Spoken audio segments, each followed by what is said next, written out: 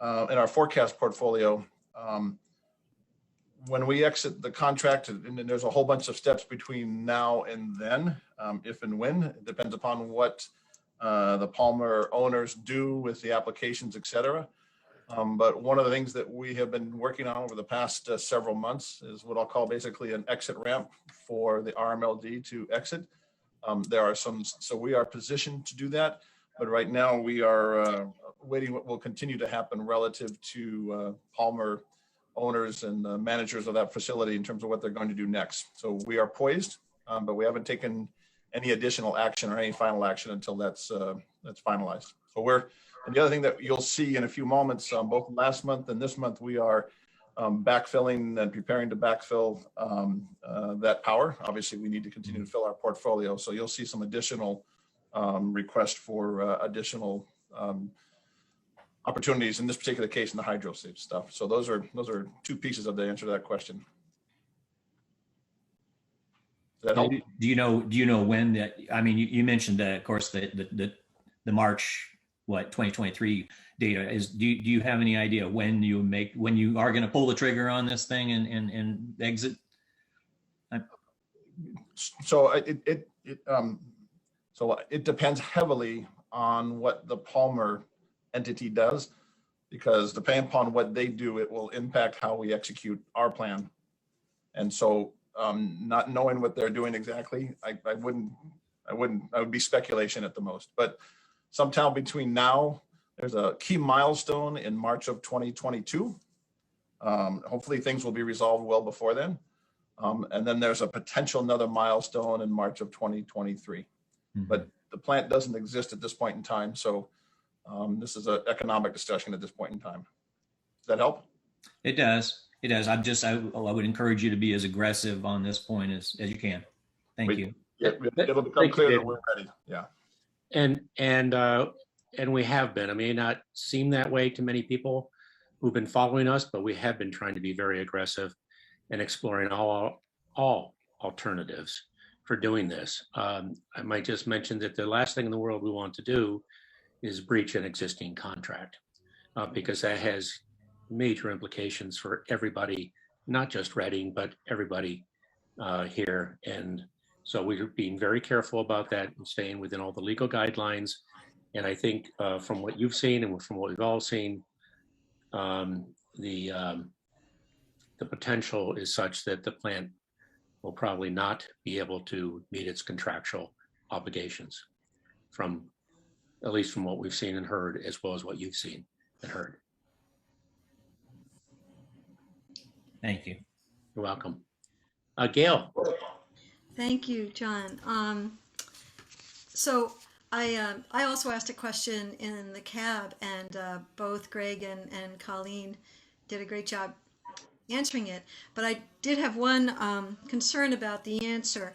And the point I was making was that in the customer survey, it was clear that customers are willing, a majority of your customers are willing to pay for a rate increase to reduce greenhouse gas emissions.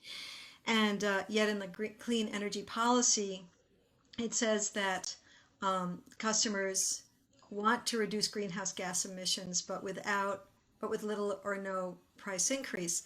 Colleen explained, and I was very helpful about how in the mission statement it talks about keeping low costs, and I get that. And she mentioned that there might be some changes because given the climate crisis and that thank goodness the mood in the country is becoming more proactive. You might be changing that policy, which is great. But I would just request that the clean energy policy be amended so that it isn't misstating where the source of keeping the prices low is. It's not coming from the customers, because the majority are asking for more, are willing to pay more. It's really coming from your mission statement. So I'd be more comfortable if the wording was changed to say that, we will, however, follow, our mission statement at this point, which is to keep prices as low as possible. Or it doesn't say as low as possible, but it says to be low. That's just what I would put out there as my request, because I'm uncomfortable with having a statement that does not accurately reflect what the customer said in the customer survey. That's all. Thank you for that input. Do we any other comments from commissioners relative to this? Bob, you have your hand? Oh, is your hand raised, Bob? Yeah, thank you, John. I understand exactly what you're saying, but I think our mission statement, rates, reliability, and revenue, are extremely important to everybody. I know, yes, there is a subset of customers willing to pay more, but we can talk about numbers all day long. I'd be hesitant to say majority are willing to pay more. So, thank you. Yeah, I think this survey showed is that there were different categories of how much people were willing to pay. And we're going to try to implement something that reflects that allows people to pay in different categories. We haven't really formally talked about how to accomplish that yet. I think it's a really good idea. And so without turning it into an administrative nightmare from a IT perspective, certainly we'd want to do that. I mean, the survey said 67%, I have it here in front of me, would like RMLD to be aggressive with respect to setting goals to reduce greenhouse gas emissions. And I think we're on that path. I think we're really trying to react faster and go further than what we're being mandated to do by the state. So we have that in mind. We ran the survey, we heard the respondents, and so we have a couple different goals to meet here, and we just have to kind of balance those out. But we understand where you're coming from, Gail. Well, if there are no other questions from the public, thank you very much. And we'll move on with the meeting. If you don't, here we go. Yeah, thank you. I would like, if there, excellent. Thank you very much. Let's see. Report on the Citizens Advisory Board meeting. Mr. Pacino? Mr. Chairman, let me start by making a comment here first on the public. I'm going to request that we review how we allow the ratepayers to speak at these meetings. I'm now starting my 35th year. Feels like I got here yesterday, to be honest with you. But, I've always run with the idea of transparency and listening to the ratepayers. And I'm a little bit uneasy with the policy that we have in place for the way we're allowing the ratepayers to give us input. I just came from the Citizens Advisory Board meeting where we had citizens in the middle of the meeting ask questions and brought up their ideas. And they were very, as long as you're respectful, that's the one thing I will ask everybody to be respectful. I really do feel that we need to review how we're allowing the ratepayer input going forward and started with the next meeting. It's a request that I'm going to make that we need to review that, because I'm uncomfortable with the process we have now. We're just letting people in at the minute for 10 minutes. We've never done that in the past. In my 35 years, I've gone through 12 elections. The one thing that I've stated in every single election, my first thing is transparency and listening to the ratepayers.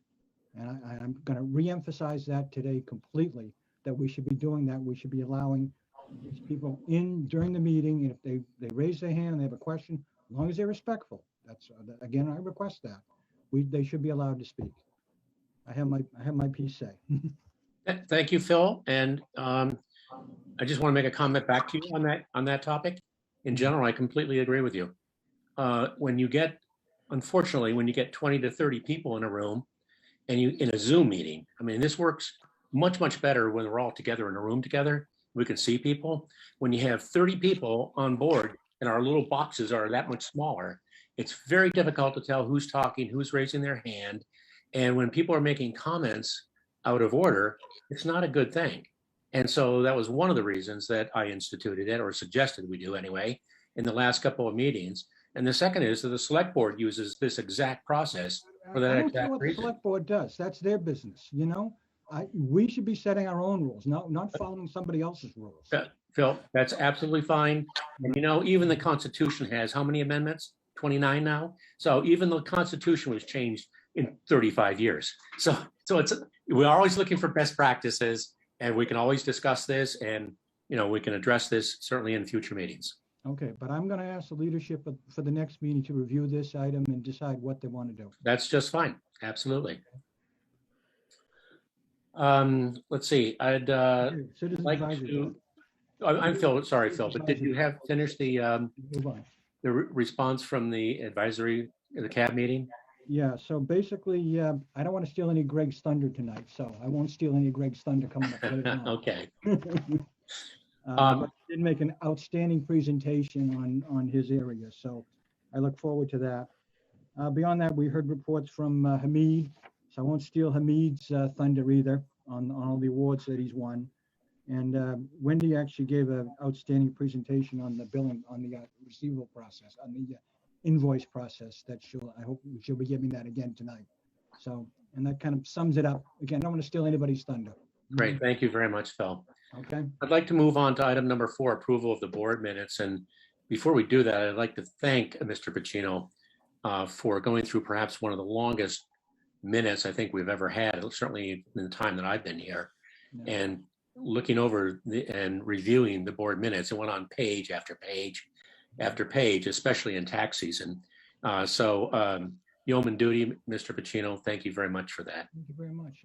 I basically, the commissioners and the guests, I tried to cut, take as little bit out of what they had to say as I could. It was more just grammar in terms of what they were saying. And then obviously there were some errors that, the left-hand margin didn't quite work right at times. Okay. With that, could you read the suggested motion? Yes, I will. Let's see, move that the Board of Commissioners approve the meeting minutes of January 20th, 2021, meeting on the recommendation of General Manager. Can I have a second, please? Thank you, Mr. Coulter. A roll call vote, Mr. Stempak, aye. Ms. Pacino, aye? Mr. Talbot, aye. Ms. Coulter, aye. Excellent. Marlena, could you raise your hand? Yep, I, Thank you very much. Okay. Marlena actually should probably abstain because she was not at the meeting, to be honest. Oh, that's a good point. Okay. Yeah. Yes, I Very good abstain. point. I recommended she abstain. Yeah, excellent. Yeah, very good. But I'm sure they look good, right, Marlena? really good. John, you should. Yes, just Mr. Coulter. help Marlene with the little, like the protocol, like do the roll call vote. Yes, we'll get onto that, or someone else may. What I'd like to do at this point in the meeting is, if no one has an objection, I'd like to move item number 14, which is the election of the new chair and vice chair, forward. And I'd like to make one change to the suggested motion. But first, does anyone have an objection for me moving it forward to this point? No, that's fine. I'm sorry, Dave? That's fine. No. Okay, good. Fine with me, yeah. Good. I'd like to change the suggested motion. I'd like to also suggest how we would proceed through the nomination.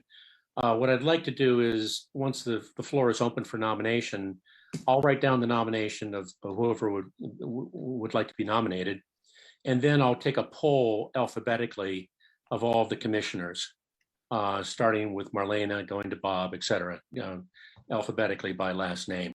And then, of course, whoever gets the majority vote wins and becomes the new commissioner. And I'd like to modify the chair, I'd like to modify the motion to be effective immediately, not at the end of the meeting, so that the new chair would be able to proceed with this particular meeting. Is there any objection to that? No. If not, could I open the floor for nominations for the chair? I'd like to nominate Bob Coulter. Are there any other nominations? I can second that nomination. And just to, if I may, Mr. Chair. Yes, please. I think, we've had basically a rotation in the past, and I think that's a sensible thing to do. And it's sort of, it's Bob and Phil are kind of due and overdue. The only tweak I would say, and it would apply to me as well, is that when we're heading into an election year, it may be good practice to think about not having the chair be seated at the election in case that's a practice in other areas. So that would just influence how I would look at it, whether it was for me or anybody else. So that's all. So if Yeah, that's a good idea. As a matter of fact, the select board had Bob sort of run the process. yeah. And that's fine. I'm not sure who would do it here. Maybe Colleen. What do you mean run the process? Well, in terms of doing the polling, I'm assuming that's what you were talking about. Oh yeah, I mean I'm just saying in general we might think about that as being a board policy that so like in this case it could be Bob Coulter as chair and Phil as vice chair, for example. That's how this could work out. That's all I'm saying. Okay. And then you're it now. I was it last year, so it's kind of like Marlene is new, so it kind of makes sense, right? So yeah, how I see it going, but okay, I've got no issue with that. And as a matter of fact, we probably should incorporate that into our process, our portfolio for these, so that it just happens and we can actually call it out. Yeah, and I don't know if I didn't mean to step on whatever the process you have. That's okay. It's a good idea. Nominating or polling or whatever, but anyway. Well, we have one nomination for Bob Coulter, and if you could answer yes or no when I call your name, I would appreciate it. Marlena? Yes. Bob? Yes. Phil? Yes. I say yes. Mr. Yeah, Talbot? I think I already said yes to Bob. Yeah, so. Okay, so congratulations. We have a new chair, and you have the pleasant duty now of running the vice chair nomination. Thank you. I'd like to nominate Phil for the vice chair. Thank you.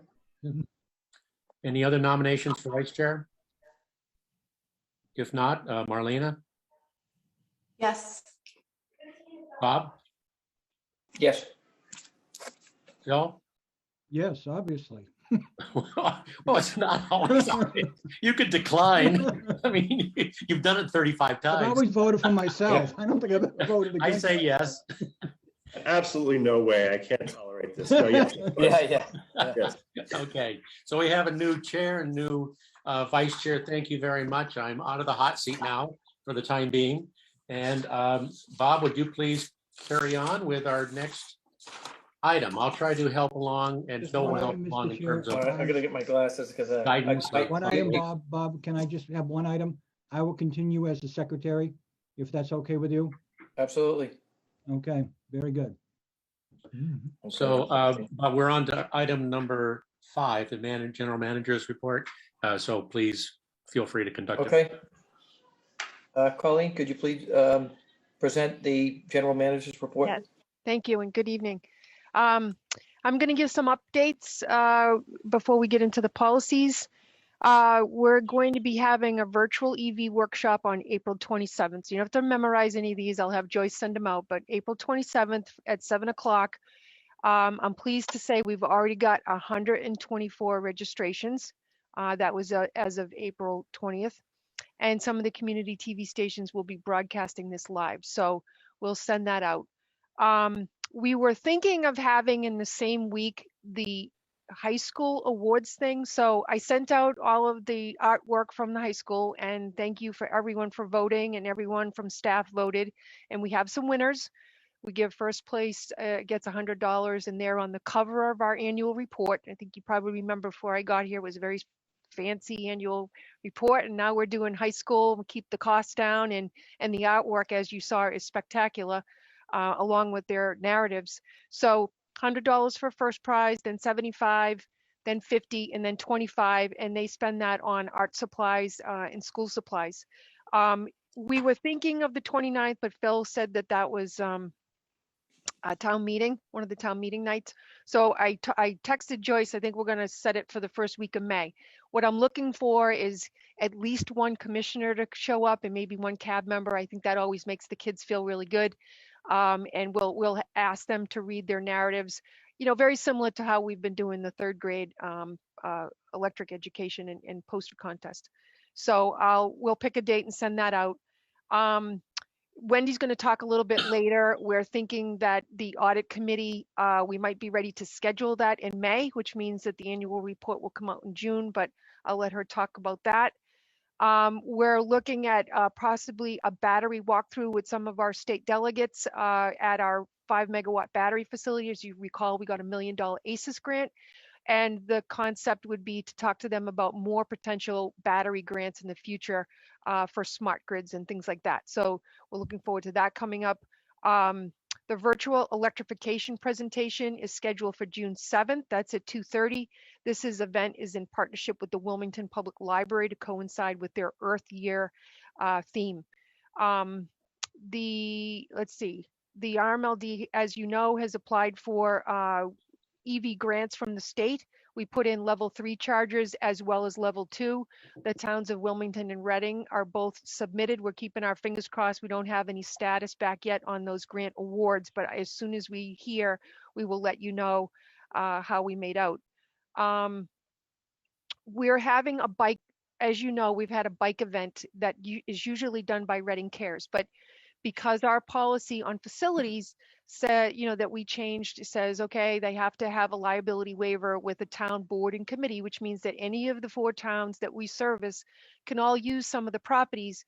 And the bike event was sponsored by Reading Cares, and because of the liability, it's now sponsored by the Reading Climate Action Committee with Reading Cares. And we were able to secure command incident approval and a COVID plan in order to let that go through this year. So we're really excited about that.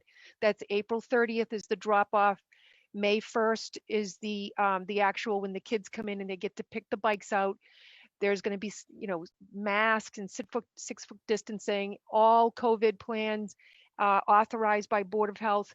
And then it's also meeting our emergency operating procedures on infectious disease. So there's flyers going out. We're helping them with some area abutters notices. So we think that that'll be a great springboard for some more small baby step events going forward as we all try to, come out of the COVID time period. We do have the YMCA in Reading is sponsoring a health day for the kids.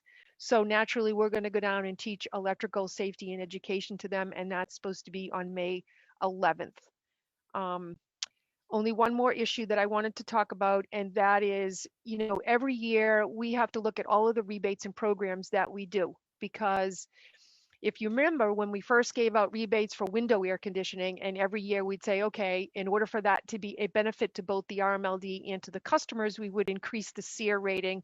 And then we went from windows to whole house air conditioning. And we continue to do that every year. What is the best way to spend the customer money in order to give a benefit back to the RMLD and the customers? So we're in the process of doing that. We may have some rebate changes, additions, and that will come as part of the class cost of service study that we're running right now that Greg and Chuck will be presenting probably next month, and see how that fans out, and we'll give you the update on that. So that's all I've got for right now. If there's any questions, thank you. Thank you, Colleen. All right. Do we want to go into the review of policies? Again, Right. Dr. Colleen? Okay. And I apologize, Marlena, I didn't put a copy of our policy review schedule. We changed it a while ago. They didn't have review dates, so now we have about a 3-year review date, and we go through them and we scrub them for law and other things. And so I can give you that table. But this month, and we spent a lot of time on policy 30, which was really important, but we got a little bit behind on our policies. So there's a couple few of them that there's recommending no changes, and that's on the safety review. We run a pretty tight safety review team. We have 2 committees, both the electrical and the general, and we meet all of this criteria. So I'm not recommending any changes, and there's nothing in the industry that would warrant any legal changes or anything with best utility practices. So that is policy 3. Do you want to get a vote on each one, or at the end, or how do you want to do this, Chair? Do you want me to go through each one of them, and then we can vote through them? I would say very quickly, if you could go through them, Colleen. Okay, great. Just, All right. just you're familiar. Okay. Policy 6 is our drug and alcohol free workplace. And as you know, I've been working really hard over the last 6 years to get everyone in all of our union contracts on drug and alcohol free. We have a lot of CDL testing, and a lot of the drug and alcohol has also been is put into their collective bargaining agreement. So I'm not suggesting any updates on that. So we'll just have another review date of 3 years. The next one is the facility use. Now I have a very minor comment on that. Technically, it's not incorrect, but we've been asked to clarify it. The intent of the use was to allow things that did not adversely impact our ability to meet all of our NERC compliances. That's all on cybersecurity and has to do with a lot of our electric distribution system, and also to limit the people that use any of this facility. We are not a public building like a library. Okay, we're very much different. We're not really open to the public, but we did change this in 2016 to say if you are a town board, you can use this. You just have to have a town liability, and that would name the RMLD harmless. So with that, this is a clarification that's just basically allowing the bike event that has been here for many, many years, because that is not technically a business use or training, but that wasn't the intent of it. The front parking lot is not in a NERC secured area, and it's not in a NERC secured area in the building. So I'm just recommending those red lines, and that's basically all the change does. That's policy 13. And then, go ahead, sorry. No, on Okay. policy 13, so one of the things that, and Phil pointed out correctly, I had started an email question, and I shouldn't have. I should have waited till the meeting came out. The RMLD facility it's a great facility that is, I've been in it, and it's a great room to be in, and then it is closed. And being a resident, I've tried to use rooms in the town, and I've been in sports organizations. We wanted to watch film. People wanted to get together, and it's very, very limited as where you can go in Reading. And Reading Light has a great building. Now, when you talk about NERC, I'm familiar with NERC. That whole building, I understand the role of distribution in NERC, and it's very finite. You got a NERC room, you got a control room. Yeah, your access to that control room is locked. Behind it, a door. So I would expect that a definition of NERC and not allowing it to the people into the building they're completely different in my point of view. So I'm what I'm looking for is allow that room access to folks. I mean, the sound, say you're going to get a liability waiver to use a room. That's extreme, right? We're a public utility. We're a facility in Reading, and it has a great room to use. I guess my concern is we're putting limitations on it that are unneeded or unwarranted. So that's my statement on that. Can I speak to that? Yes. So when I came here, it was actually open to the public. There was knitting clubs, there was old-fashioned vintage cars. We've had vandalism in the building. We are not set up like a open public building, and we don't have custodians. We have 2 maintenance people. So when you use the building, it isn't just NERC compliance. It's not set up to isolate certain areas and certain usages without having paid overtime for people to monitor it. And so we had made the decision in 2016 to limit it to all towns in our service territory and any committee that's covered under their liability to protect the RMLD and its facilities, and to, use the building as it's intended, which again is not the intention of it being like an open library. That was the reason why it was originally changed. Well, and today's technology with cameras, we can protect the facility. If someone does vandalism, it can very easily be corrected or identified anybody who goes into an inappropriate area. So I think cameras, as the use and having someone, maybe there's a room fee that gets associated with it. But again, we don't want to make it prohibitive. So I think that the Reading Light, and again, I'm opening up discussion for everybody. Yeah. I just want to see that room used for other folks. Do I want to see it used for business? No, but I think if you're a community organization, that should be an open room and available for you to use, because it does have it has good resources that you can use. And, we could set up a schedule. I would not want to vote on that right now, personally. Mr. Chair. Mr. Chair. Yes.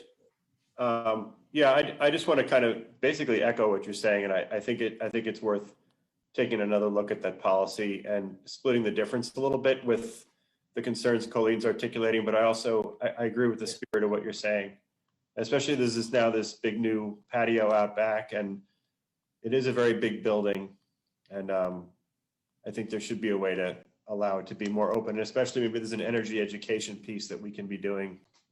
There's a display in there or something that's helps kids learn stuff. Sure. Maybe a proper suggestion is once COVID ends, maybe we can revisit the policy at that point. I mean, there's no way anybody's getting into the building right now, but maybe we can revisit this particular policy at a later date. And does Phil have perspective from all the years of like how any problems or whatever? You're on mute, Phil. You're on mute, Phil. Still on mute, Phil. About that, I keep forgetting. There were problems in the building, as Colleen mentioned. There was vandalism. We had people parked illegally in places out in the parking lot that blocked people from getting in and getting out. Particularly some of the buildings in the back, some of the fire equipment would not have been able to get in to the back area. So we had to be aware of that very much. And it comes down to, what's our purpose? Is our purpose to be good neighbor, provide for all these groups? Are we in the wires business? We're in the wires business. And that's kind of what the decision that drove the decision that the board made back at that time. So, I mean, can we revisit the issue? I'm no objection to revisiting the issue. It's just that I'm concerned with, how the building's going to get used, and whether there's going to be a detriment to the use of the building. Can I add what we do use the building for right now that comes under the policy? So, for example, the police department runs all of their RAD self-defense programs come in. So that's for the public, but it's sponsored by the police department that comes under the town. So they get to come in and they get to use the facility. So it's those types of groups. We also sponsor a lot of training for technical engineering at other MLPs that come in and use the building. We would, in most cases, are in attendance in that, but sometimes we're not. So we allow those type of uses.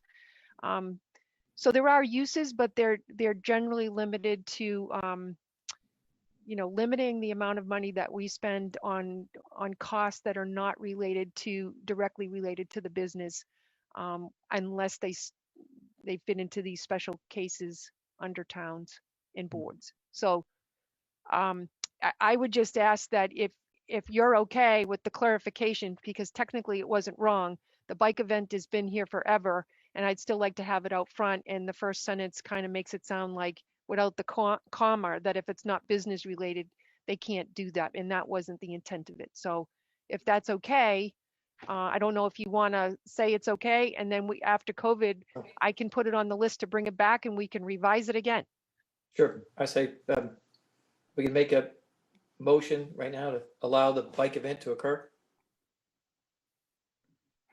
What did you ask for? What are you looking for? Yeah. Are you a motion to, because all I'm changing it is technically so that the bike event, so that the front parking lot can be used by a town or a board or a committee with that liability, but it can be for public use for like a bike event. That's the red line change. Is that what's in the policy that you've got here? Yes. Okay. So, Yeah. so what am I doing? Well, I move that we accept the policy with the changes as included in the document of which we have received in the agenda. Is that policy 3 or policy 13? That's policy 13. We didn't vote on. Policy 13, we're voting on. Yeah. To accept the I'll second that. as in the agenda. Okay. Take a roll call vote. Mr. Stempak, aye. Mr. Vecino, aye? Talbot, aye. Marlena, aye. Coulter, aye. May I ask a second to that? Big John. I seconded it. John Okay. Stempak. Thank you. May I ask a question, Chair? Would you like me to have the next review date instead of putting in a date? Would you like me to say when the Board of Health opens the building or something like that? Or make it next year, or what would you like me to Yes, do? but yes, Colleen, that would be excellent. Thank you. Is that okay? That's Does that fine. have to, okay. Okay, the last one I have, it's, you don't have a copy of it. I'm just going to speak to it for a second, is policy 19. Now we have two changes, so I'll present it to you that you can read for the next meeting. But we did just talk about policy 19 change that would, hold on one second. What did we just talk about? There was a policy 19 change that had to do with how we're voting, in what order, that the person that's going to be chair is not up for election. That's actually in policy 19. So I'm going to be, we just kind of voted on that one, and there's a mistake in it. There's a section that has the committees, and actually like the GM committee got dissolved. What I'd like to do is take that section out, make it an attachment. So anytime we add a committee or we dissolve a committee, or how we're, if we want to make a change of the AP process or things like that, because we'll mark it up with exactly how it's done and we can vote on it next month. But I can also add in there what you just spoke about, and Commissioner Talbot said about making the next chair so that they're not the ones that are going through re-election, correct? That was the spirit of it, yeah. Okay, and I'm going to take the committees and stuff, the audit committee and everything, and put it in attachment. So if that changes, we don't have to look at the whole policy. It'll just be that section. Okay. Okay, so I think I still need a vote on no changes for 3 and 16. Okay, you ready for the motion? Okay, move that policy 3 safety committee be scheduled for the next periodic review without change. Second, Okay, roll call vote. Mr. Stempak, aye. Ms. Pacino, aye? Mr. Talbot, aye. Marlena Beta, aye. Mr. Skolter, aye. Move that policy 6 drug-free workplace be scheduled for the next periodic review without change. Second, Roll call vote. Roll call vote, please. I was too quick, John. I'm learning. Gotta get my words Yeah. down here. and Bob, usually you say, after the second, you say, is there any discussion on this? And then we vote, but that's okay. Okay. Mr. Stempak, aye. Okay, You got it. okay, roll call vote. Let's go. Mr. Stempak, aye. Ms. Pacino, aye? Talbot, aye. Marlena Beta, aye. Skolter, aye. So now policy 13, move that the Board of Commissioners approve policy 13 facilities use as presented on the recommendation of general manager to be reviewed when the Board of Health allows the building to be open again. Second, Any further discussion? Okay, roll call vote. Mr. Stempak, aye. Ms. Pacino, aye? Talbot, aye. Marlena Beta, aye. Mr. Skolter, aye. Thank you. Thank you. All right, item number 7, power supply update. Mr. Underhill, if you may. Good evening.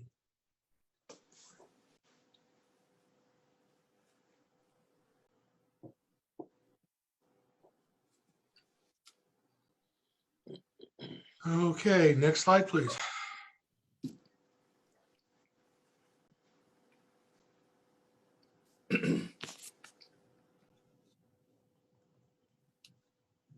So this is basically a continuation of a slide we started last year, and it's showing where this year's loads are fitting between what we used as an E&E forecast for the budget and where we actually finished for 2020. And so far this year, we're running about 2.4% below the E&E budget numbers, and we're running 2.3% above where we were last year. So we're showing an uptick in load, but not as optimistic as we had put in the power supply budget. And a lot of this is weather driven when we look at what happens in January, February, and March. So next slide, please. Very quickly, we are already off to a good start this year. We have experienced in both January and February actual power supply costs below the budgeted amounts, and we're starting to see a pretty good cumulative differential. This is the sum of the energy capacity and transmission expenses that we're seeing. Next slide, please. Half our power supply cost is in energy. And what we're seeing is that in both January and February, we have been above where, or better than where we had budgeted things. So we do have a positive cumulative differential there. Next, please. This is capacity. Capacities cost us a little bit more than we anticipated, but when we're talking a $70 to $75 million budget, and we're talking $50 to $75,000 cumulative at this point in the year, we're not talking anything to be concerned about. Next slide, please. Transmission, we're actually showing that we are ahead of the game. And I believe that in February, we actually received a credit from National Grid for transmission, for sub-transmission expense. And National Grid uses a formula rate. So every month, their values fluctuate. It is not a consistent amount that we expect to be billed. So next slide, please. This is indicative of how our portfolio is performing. The black line is the forecasted load, and the top of the bar chart indicates where our actual loads ended up.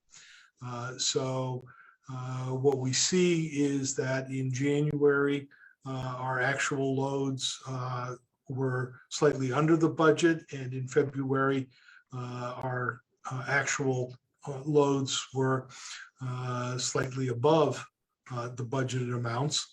And you can see where the generation is from each of our portfolios, from each of our portfolio resources. And NextEra is by far the largest component of our budget. The nuclear units performed well. The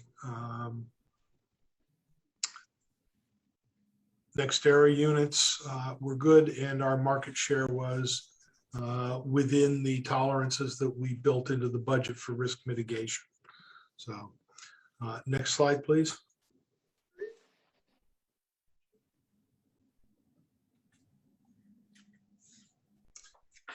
And I will now hand it over to Mr. Phipps. So I'll, next slide, please.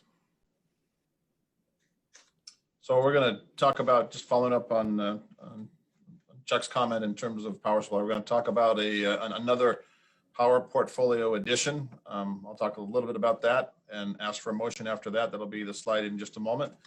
And then we'll talk a little about the climate bill and policy 30 update. The emphasis there is going to be more on the retail side, and then set the stage for the last one, which ties into the policy 30 revision 1 update, but start the dialogue on the renewable choice. Those will be the 3 topics that we talk about here for a few moments. Next slide. So if you could shrink that down, just that'll work. Perfect. So there we go. Great. So as you know, right, in our power portfolio, we try from the perspective of risk mitigation and stability to have a significant portion of our power supply under long-term contracts. And obviously in the context of the climate bill, what we used to call Roadmap 2050, we've spent quite a bit of time the past several months talking about that. With that now being law, there's a lot of interest in terms of securing power supply from non-carbon resources. Non-carbon is the new metric based on the new bill. And so we, as you remember from the last meeting, we are pursuing a hydro facility in Connecticut. And we're getting further down the road based on the approval you guys gave us last month. In that discussion, there's another facility. There's not many of these hydro facilities in New England that are available, but there's a facility also under the control of Gravity Renewables. If you remember Gravity Renewables, these guys focus exclusively or almost exclusively on hydro facilities. They take the long game like we do. They look to make these facilities run well and be environmentally friendly. So this particular facility is one that is just across the border up near Saratoga Springs in New York, just across the Hudson. In fact, it is at the confluence of the Hudson and the Battenkill rivers. It's a rural recreational area. That picture on the left is the actual facility. What's noteworthy about that is that it is a natural waterfall and the dam is at the very top. So it is not a facility as we think about environmental issues. It's not a facility that will require any sort of a fish ladder. There's no natural fish migration up this particular part of the river system. It was established back in 1925. So it's a pretty, it's a well-established facility. Gravity acquired it back in 2019. They're just completing up this year a multi-year upgrade since they purchased it, which is typical what they do when they acquire new facilities or existing facilities and renovate them and renew them. Because it was licensed back in the early 90s under a FERC license. Again, the FERC license is obviously a federal program, national program. So there's a lot of requirements and documentation, all publicly filed documents. This looks like a very clean facility from an environmental perspective and also from a reliability perspective.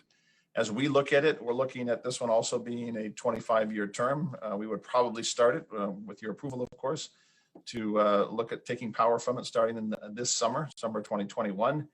It would represent, it's a seasonal river, but in total, it represents about 5.5% of our portfolio. So it's big enough to make it of interest to us, but it's not a significant portion. It also has, which is important to us, Connecticut Class 1 certificates. And that is important in terms of how we define non-carbon energy. And it's also critically important in terms of our requirement to start reporting on an annual basis the compliance relative to the climate bill. The pricing is very similar, just a little bit below, but it's very similar to what the other project is and our average hydro cost in our portfolio. And so we want to move forward on this project. We want to move forward fairly quickly. As we talked about before, there's a limited number of these non-carbon facilities. And given our relationship and our size, we'd like to move fairly quickly. So I want to just pause at this point in this presentation and ask if it's appropriate to ask for a motion for approval to move forward with this project. Okay. I'd just like to make Mr. Chair, if I may, make a comment. Yes, please, John. So I just want to make sure that we've researched this facility extensively to make sure that there's no environmental impacts that could come back to haunt us. And what I mean by that is, have we done any survey of, for example, the local newspapers for the past 2 years to make sure no one has filed anything? I mean, I realize there's filed public documents, but are there any kind of community concerns that we should be aware of? On that particular note, we are just starting our due diligence process. We didn't want to get ahead of you, but the environmental in the context of everything we've been through in the past 6 months is a critical issue for us, not just for now, but looking down the road. So we will do that due diligence, but also as you guys are aware, the FERC process is also extremely stringent. And what I didn't mention is that this particular facility that Gravity will be starting next year, another FERC relicensing process. So it will again be under pretty tight scrutiny, but we will do the appropriate due diligence as well. Good. Thank you. Good caution. And just as an aside, I've gone trout fishing on the Battenkill. It's a Yeah. beautiful river. Yeah. It's known for that. It is.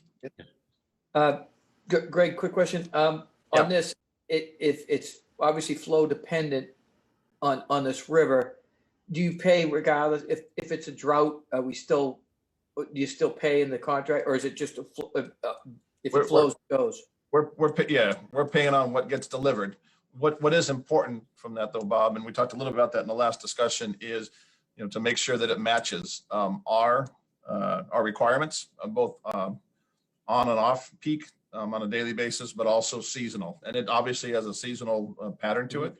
And so the good thing about this one is they have some scheduling capability in terms of not a lot, but they have some scheduling capability on a day-by-day basis, not so much a seasonal basis. So we tried to make sure that matches our portfolio needs, but it is a factor on hydros. So we couldn't ever be all hydro, but having that as a piece of our portfolio makes a lot of sense.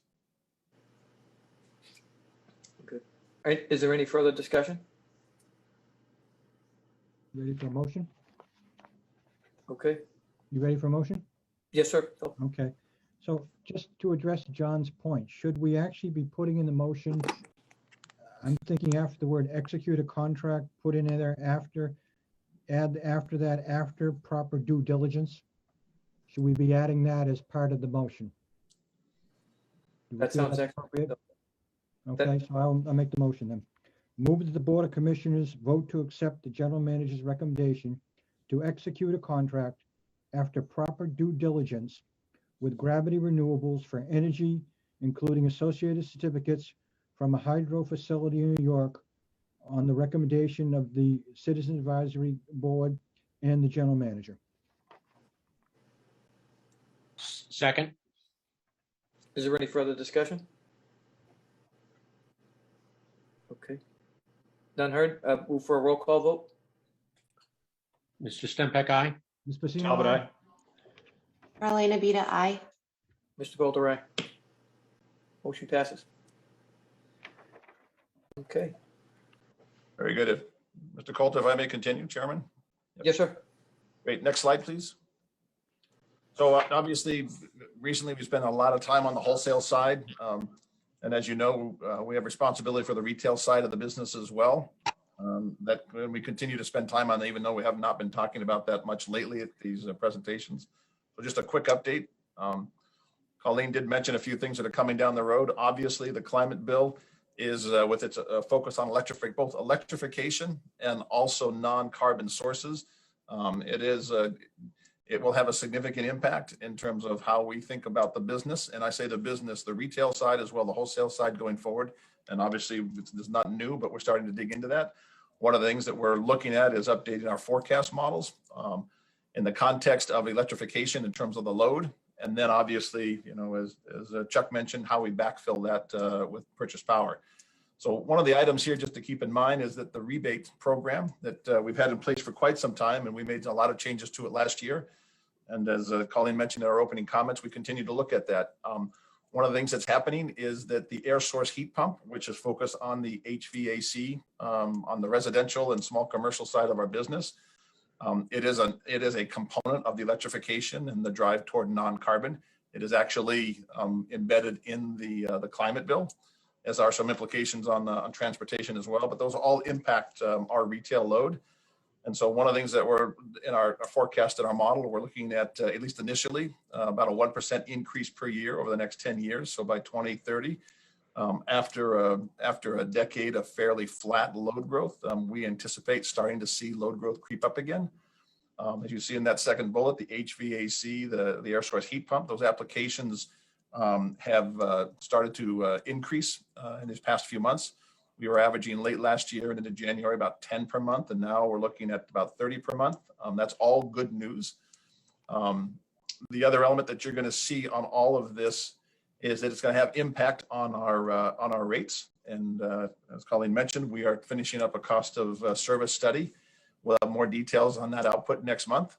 But there's generally speaking, our costs continue to go up, and it's driven by, as you can see, a couple items here. How we think about our incentive program and our rebate program to drive that electrification. That's a factor that drives it.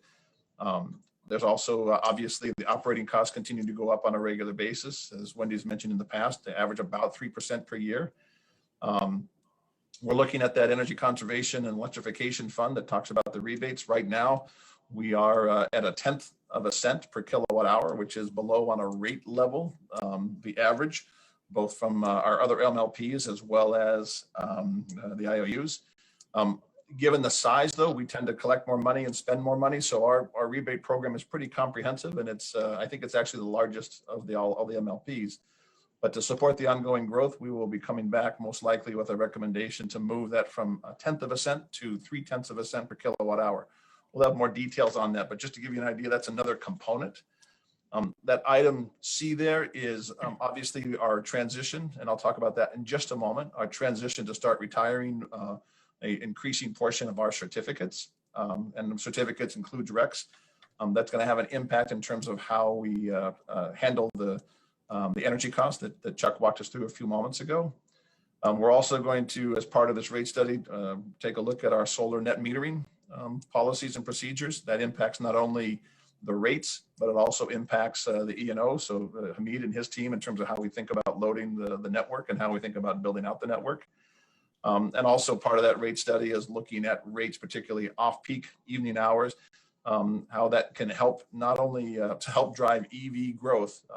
Currently, our rebate program is focused on chargers, but we're looking at opportunities in terms of rates to actually be a stronger motivator in terms of net cost to operate an EV vehicle. We'll have more on that next month. But what I want you to understand is there's a lot of work that's going on right now relative to the retail side of the business.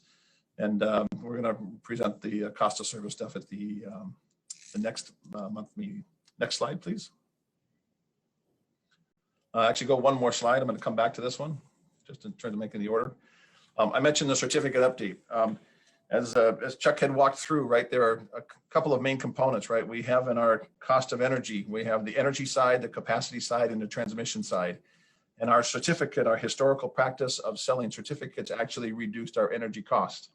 And now, obviously, from what we decided 2 months ago, our revision 1 to policy 30, we're now going to start retiring those. So the revenue or the cost offset to our energy costs that we have been receiving historically will taper down. It's important as we go through and we need to hit compliance targets, both compliance targets at the state level, but also compliance targets that we had set in part of policy 30, that revision 1. We have that annualized line. It's going to be important that we track very carefully our EFEX and our NIPA certificates as well. So we're in the process of making sure that those get put into our RMLD need pool GIS. That need pool GIS is for the entire region. So all of the certificates tend to get recorded and managed there, and we want to make sure that the EFEX and NIPA are all there. As we talked about last month and the month before, the policy 30, revision 1, our strategy is to retire certificates up to the annualized policy 30 line, and then sell the balance. And if you guys remember, in 2021, that target is 23% of our energy sales. We're going to retire those certificates. And we're going to start that process this year in 2021. And so as we go through, if you remember that graphic there that's shown there from our previous one, these certificates get generated each quarter, and then that blue box below them, they get minted roughly 6 months later. And so there is a window of opportunity for us to transact those certificates, whether we sell them or retire them in those windows. In that particular case, the Q1s would be July 15th to September 15th. So it's our intention, as we mentioned last time, to report to you on a quarterly basis the transactions that we are anticipating. So you're going to see every quarter, July, October, January, and April, what we're planning to do, just so you know what's going on in the interest of transparency. Those will become part of our regular reporting every quarter, and there'll be some graphics tied to it as well. We envision basically having a chart that is buy certificate, opening balance, purchases, with the certificates that we need to buy on a regular basis, retirements and sales, and then ending balance. So you're going to see that as a detail, as a regular slide each quarter. The last piece is, as we finish off the end of 2020, last year, under the policy 30 revision 0, there is, remember that 6-month lag, there were approximately 15,400 certificates that were purchased by RMLD as part of our purchase agreements from the fourth quarter of 2020. We're in the process of selling those, which we need to make sure we do between now and June 15th so that they're not forfeited. Those are primarily a bunch of Maine, Vermont, Connecticut, and Massachusetts Class 2 and Class 1 certificates of various forms. It totals about $460,000. So that is our intention, to kind of finish that chapter of Policy 30 Rev 0 with that action for the fourth quarter of last year, and then starting in January, transition to the Rev 1 where we're starting to retire and report to that on a regular basis. Make sense? Any questions? I'm going to jump to the last slide here in just a second. Yeah. Bob? No, go ahead, please finish quick. All right, so I'm going to, if you scroll back up one slide. So this was, I know Commissioner Bitta, you wanted to talk about this, but just to let everybody know, we wanted to give you guys an update anyways in terms of renewable choice. Renewable choice is one of the things that we had in the revision 1 to the policy. The intention, I'll walk through these in terms of where we are and give you guys an update in terms of the thought process. The goal behind that, at least our original goal, was to offer a 100% non-carbon option to the ratepayers. Right now, just given the way that we are retiring on an annualized basis, X%, all the ratepayers will be participating up to that annualized line. I mean, just the way we've structured the policy, everybody participates. What we intended to do for the renewable choice is to allow ratepayers to participate incrementally above that annualized line, and the goal would be 100% non-carbon option. At some point, we might offer a 75%, but that's down the road. So right now, we're basically structuring a 100% non-carbon option for ratepayers. So keep in mind, this would be incremental above the existing annualized line. On that note, the new, given the climate bill, the new metric is carbon, right? So non-carbon, we think the more appropriate name for this is going to be non-carbon choice, just to be real clear in terms of how we're thinking about this. Just so you know, we've been having this discussion since last summer with 2 of our larger industrials, focused primarily on what they and us were calling a green tariff. But the intention there was to provide to them certificates, or I should say certificates, a mechanism for them to basically report to their supply chain and to their corporate management the amount of power that's green. And so we've been linking that to a potential wind project that we're in the middle of securing, as well as how we process it through the logistics of the climate bill. There's a lot of details, and you'll hear this, and you've heard this all along from Wendy. You'll hear this again later on. But in terms of all the accounting, in terms of how we implement that has to be digested, as well as DPU filing consideration as well. So there's a lot going on that we've already been working on. The guardrails on this also is important. That remember, we as RMLD and the whole entity, we are the compliance requirement from the climate bill is retirement of X%, or not X%, but X numbers of certificates. So we want to make sure we structure this in terms of maintaining the ownership in the RMLD NEPL GIS account so that we hit the state requirements, yet still allow the customers to persist or have the option to participate in a 100% non-carbon option. The 2 mechanisms that we're looking at, and I probably should have driven a chart for this, but basically the 2 concepts right now are retire more and buy more. The retire more, basically, if you think about it, our stacked bar chart, we have roughly 40% of our 2021 portfolio has certificates with it. And for this year, with our internal policy, we're going to retire 23% of those certificates. The idea behind retire more is to the funds that are basically associated with this non-carbon choice would get applied to that stack, so that we would actually retire a higher percentage of our certificates and not sell them. That's one scenario that is highly likely. We'll give you some details next month, but that's the retire more option. The buy more option is we have 40% this year, and it keeps going up each year based on the contracts in terms of what we're securing with associated certificates. And the thought process, particularly for the commercials, this kind of goes back to the green tariff, is to use those funds to actually buy more certificates. So we think a mixture of both of those will fit into it, whether it's a commercial, industrial, or a residential. But just to kind of a placeholder, there's a lot of work that's been done on this already. We've got it's a fairly complex puzzle, but we've made a lot of progress in terms of figuring out how that might look. So that's mainly an update, not a final report. It'll be probably another 2 months at least before we finalize that. And so that's just a quick update on that topic. Questions and comments? Jim? Mr. Chair? Yes, Phil, please. Yeah, so if I wanted to go into this, I mean, I would have to sign up, as I understand this. Is that correct? I would sign up like similar to what we had with the Solar Choice 1 and 2.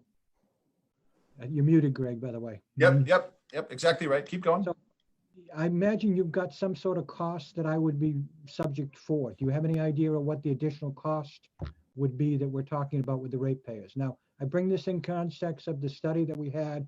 It's been cited many times that people want to pay more.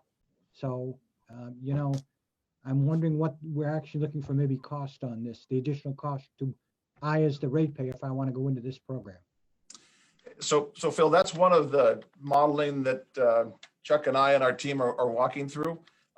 That cost depends heavily in terms of which certificates, which RECs, but I'll use certificates because that's the broader term, are associated with this 100% non-carbon. EFECs are less valuable than Mass or Connecticut Class 1. So we haven't laid out the model completely yet. We're working through that analysis, but you're exactly right that raises a question. And not only keep in mind that the value of those change over time, literally every 2 weeks, the value of those certificates. And so we want to figure out something that has some longevity, and related to that is the ability for people to opt in or opt out, particularly if they jump in and then make a change later. We have to make sure that we accommodate that as well. So there's a lot of moving parts. I don't have a specific answer, but we'll have a little more analysis realistically month after next. Okay. All right. Very good. Thank you. Greg, if I could please ask, I know you, on the retail part of the policy, you did a great job explaining metrics. Are you going to is there any way for you to put a metric behind the retail side on how we're doing on incentives? I don't know if a bar chart, like you said, we're running at the end of the amount of money that the state's going to supply. Maybe a simple bar chart, like, there's $100,000 left or whatever on the retail side. And then on, as people are getting more engaged in the rebates and EV and air pumps, again, the same thing. If we have an X amount, are we going to be able to see, like you said, we're seeing a potential increase from, from 0.01 to 0.03. So, is there any metric, or can you think about that? Yeah, well, actually, so we've updated our annual budget. We put a lot more detail into it to account for the growth, which is part of the reason why we have a pretty solid idea that 3/10, from 1/10 to 3/10 program supplies itself. But the other thing that raises in terms of how we think about the mechanism, in terms, do we let that float? Do we tie it into a mechanism that adjusts on a rolling quarterly, every 3-month basis? So we've got a couple of models that we're playing around with and looking at the impact from a ratepayer perspective, and then from the impact in terms of the economics of the business in aggregate. So one of the things that we will be doing is, what's the status of the rebates over time? How does it compare to our budget, the rebate budget? So not only in terms of number of rebates, but the dollars of the rebates. In the case of the air source heat pump, the rebates are tied to the size of the unit, not the number of units. So if it's a 2-ton unit versus a 4-ton unit, the rebates are different. So we've actually got some bar charts, et cetera. And yeah, we could put those into either the monthly or the quarterly updates in terms of where those programs look like, because it will become a bigger piece of the budget, not a huge piece, but a bigger piece. So we'll take that as an action item. Is there any other questions? All right. If not, if we could move on to item 10. Hamid? Mr. Chair, Yes, sir. I had in here, Commissioner Beta wanted to talk about opt-in, opt-out. I am very sorry. I had rolled up beyond your line. My first faux pas. Uh-oh. I'm fired already. It's okay. It's okay. Okay. Go ahead, Peter, please. All right, let me see if I can share my screen. It's only 3.5 minutes. And it's in line with what Greg was just talking about.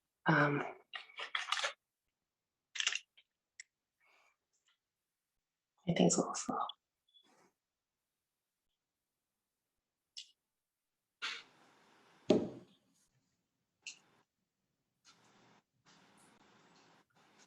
Okay, so I'll just read it. It's just a few pages. It's about maximizing the revenue from renewable choice or Peter, what? would you like me to share the screen? Oh, you can't see it?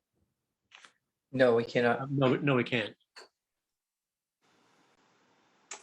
Did you want to email it to Kathleen? She could put it up? Yeah, I have it. I'll put it up. Okay. Okay, Kathleen, I used share and it's up. Maybe mine is just so slow. Whatever, I don't know. Thank you, Kathleen. Seeing it now? You're welcome.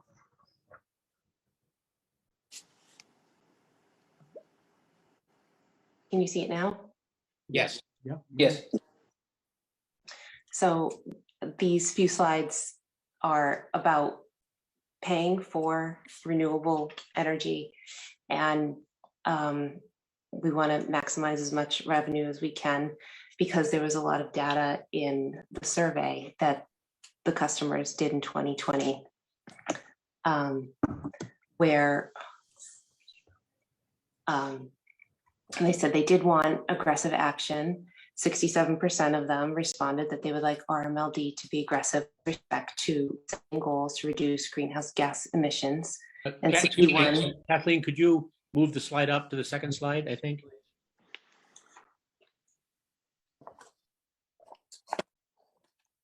There we go. Okay. Sorry, Marlene, we couldn't see it. No, I'm sorry. The residential and commercial ratepayers both wanted aggressive action with respect to reducing greenhouse gas emissions, with 67% of residential RMLD respondents saying that and 61.8% of the commercial respondents saying that. And on slide 3, can you see that? Yes. By an almost 2-to-1 margin, customers say they are willing to pay more, with the big number being that 58.3% are willing to pay between 5 and 25% more for renewable energy, and 31.4% saying they're not willing to pay more, and 10.3% saying that they didn't answer the question or they just didn't know. So on slide 4, it's about what do we do with this, and what is the appropriate rate policy for when 58% of the ratepayers are willing to pay more? How can RMLD capture this potential revenue stream, and how can RMLD accelerate the transition to cleaner energy? So in slide 5, there was a study in 2018 by the National Renewable Energy Lab. I think it's an arm of the Department of Energy. And they say that when utilities use opt-in rates, only 5 to 20% of the customers participate. But when utilities use opt-out rates, about 85% or more of customers do tend to stay in. So even with opt-out, customers will still have choice and they can say no to the premium. Don Newell is the general manager at Wellesley Munilight. They tried an opt-in program, but only 10% of their ratepayers were participating. So a year ago, town meeting intervened and said, we'll try an opt-out program. It officially rolls out on July 1st of this year. He said that I could call him and see how it's going throughout the summer in terms of numbers. They do expect 80 to 85% of their residents to remain enrolled. And the rate, he said it's not firm, but he thinks it's going to be a 4% surcharge to help them generate their goal of $500,000 per year for battery storage and solar arrays on municipal buildings. Is there another slide? Yeah, slide. Well, that was 6. Oh, sorry. I'm so sorry. Did you want me to go to the next one now? Put up 6 for a second, Okay, since I just read it. sorry about that.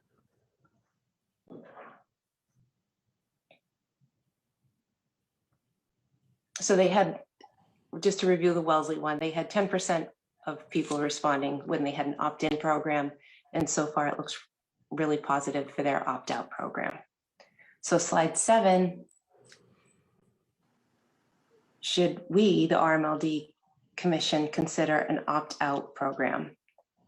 I think our ratepayers have spoken through that survey, and the national data from the NREL study shows that it does work, and we can still protect those who are unwilling, or really more importantly, unable to pay more. And we could explore an opt-out rate structure to accelerate clean transition through data-driven policy. And that's it. So questions or comments? I have a question and a comment, if I may, Mr. Chair. Sure. Also, to add to that, my sister lives in Westford, and she gets from, I think it's National Grid, a similar thing where they come at you saying, I'm going to raise your rates 5%. If you don't want me to, you don't have to take it. Or if you want, I can volunteer for 10%. And it's sort of what Commissioner Beat is saying, is that when you put it that way, people tend to say, okay, I'll spend an extra $5-10 a month. But they can say no. But it's just, if you do it and present it as an opt-out where it's imposed unless they say no, you're going to get a lot more participation and a lot more funds in to capture all of this revenue that people are willing to give and help Greg and Colleen, buy the RECs and do the stuff that Greg was just talking about, and if we do just the opt-in, which I think is what the policy 30 says, the data says we're not going to get big participation just because people have to go to the work. So that's all. My sister experienced this in Westford in an IOU context. It's shown to work. So thank you for that, Commissioner Bita. Mr. Chair, if I can make a comment as well. Yes, please. So I'm kind of torn between the two, quite frankly, and in the sense that if there's an experiment going on already, was this Wellesley who was doing this? Yep. So we could, wait to see what Wellesley does and see whether they actually do achieve it or not. Or, the opt-out process, I worry about people who don't have, let's say, computers and don't realize what opt-out or opt-in means. And if we could take care of them, then that certainly provides a path forward for doing this. But I think it's my reflection on the survey that was taken is that if people were pure and true to their, X number of over 50% decided they wanted to pay more, that you should be getting them to pay more on the opt-in option. But I'm ambivalent between the two, quite frankly. Even with sort of the data that you've shown from the DOE, was it DOE data? Yeah, NREL of the DOE. But didn't we try an opt-in and it was underserved? I'm not aware of that. Not aware of that. What about On our time like use meters, right? Isn't it? That's our time use meters. We do opt-in, and we only have a few hundred. And I know that's something that we want to have people take. We have 26,000 meters and only what, how many hundreds have taken it? 500 or 600 after 10 years? Right. So I mean, this is something where we would like people to take this program because it helps suppress the peak. So it's just a behavioral thing, right? Everybody I talk to about time use meters, oh, that's a great idea, but did they go make the phone call? You know? No. Right, that's it. Yeah. You're absolutely right. I mean, that's it. I mean, it's a behavioral issue. So I'm not sure. I think I'd have to think about it a little bit more. In other contexts then, in researching opt-out programs, when a company offers a 401k or a healthcare, it's always opt-out. They just automatically enroll you. And that's how they get participation. Well, I think we're talking slightly apples and oranges between. Of course, 401k. but just to liken to the people who you say might not have a computer or something, like they are familiar with opt-out programs, maybe in other contexts, and they do it. But if they can call and to opt out, would that help appease the concern for people who don't have a computer? Well, Mr. Chair, I if I may, Yes, please. I think any form of communication, Marlena, would be great in terms of telling them how the program would work and trying to make it as simple as possible so that you could do the opt-out or opt-in. And I know the opt-out is where you're coming from. And so that I don't know. I mean, maybe running a test case on this, in terms of not necessarily focus groups, but maybe a subsector of the population in terms of seeing how they would receive it. Maybe a more interesting way of discerning whether they'd be able to do it or not. I mean, you've already got a population who says they want it, over 50% want it. So for them, I think it would be a no-brainer to opt in. And so I'm not trying to be negative on it. I'm really just it's fine. And I just want to tell you mentioned Wellesley. So at town meeting, it is relevant that it passed overwhelmingly that they wanted to pursue this. So that was one measure. And now that it's already April, he said he's gotten a few phone calls, maybe 2% of the population who have called and said, I want to be on that opt-out list for sure, meaning get me off of it. But he's feeling really good about it. And he's been there for decades. But again, it doesn't officially roll out until July 1st, but that's around the corner and they're all aware of it. So we'll definitely follow up with him. Right. And another comment is it's your perception of Reading Light, right? If you do an opt-in or opt-out, right? If you do an opt-out, that could be bad press, right? Unless it's communicated in a precise and prolonged manner. I think you could get a press bomb. You know, it's just looking at Palmer, right? When Palmer got close to happening and it hit the press, it exploded. So, I mean, good to talk about it, but when you go to execute, it's something different. So I think that it could stir the pot. That's my opinion. People might perceive it as you know, hey, you're just raising the rates without asking, right? It could be definitely a bad perception on Reading Light as well. Do we ask them if we can raise rates?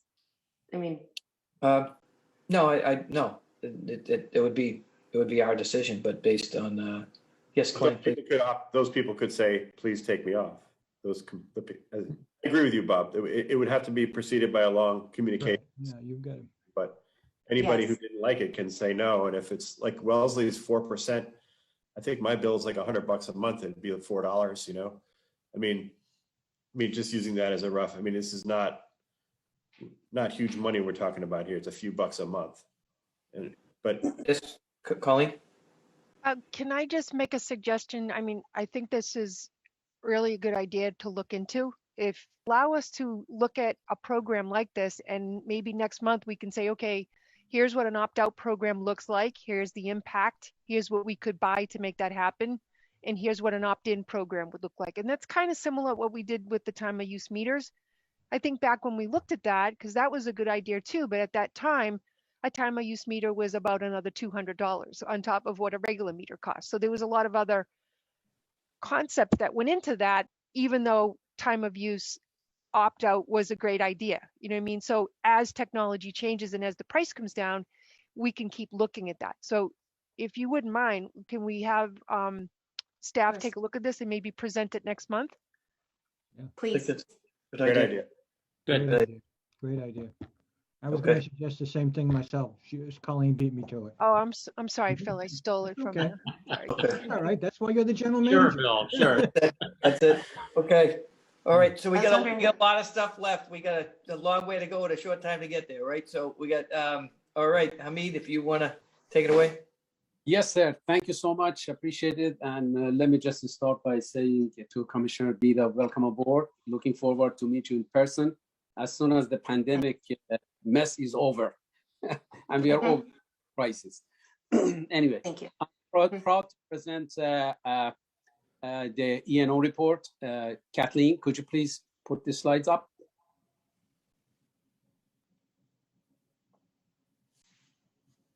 Okay, the first slide.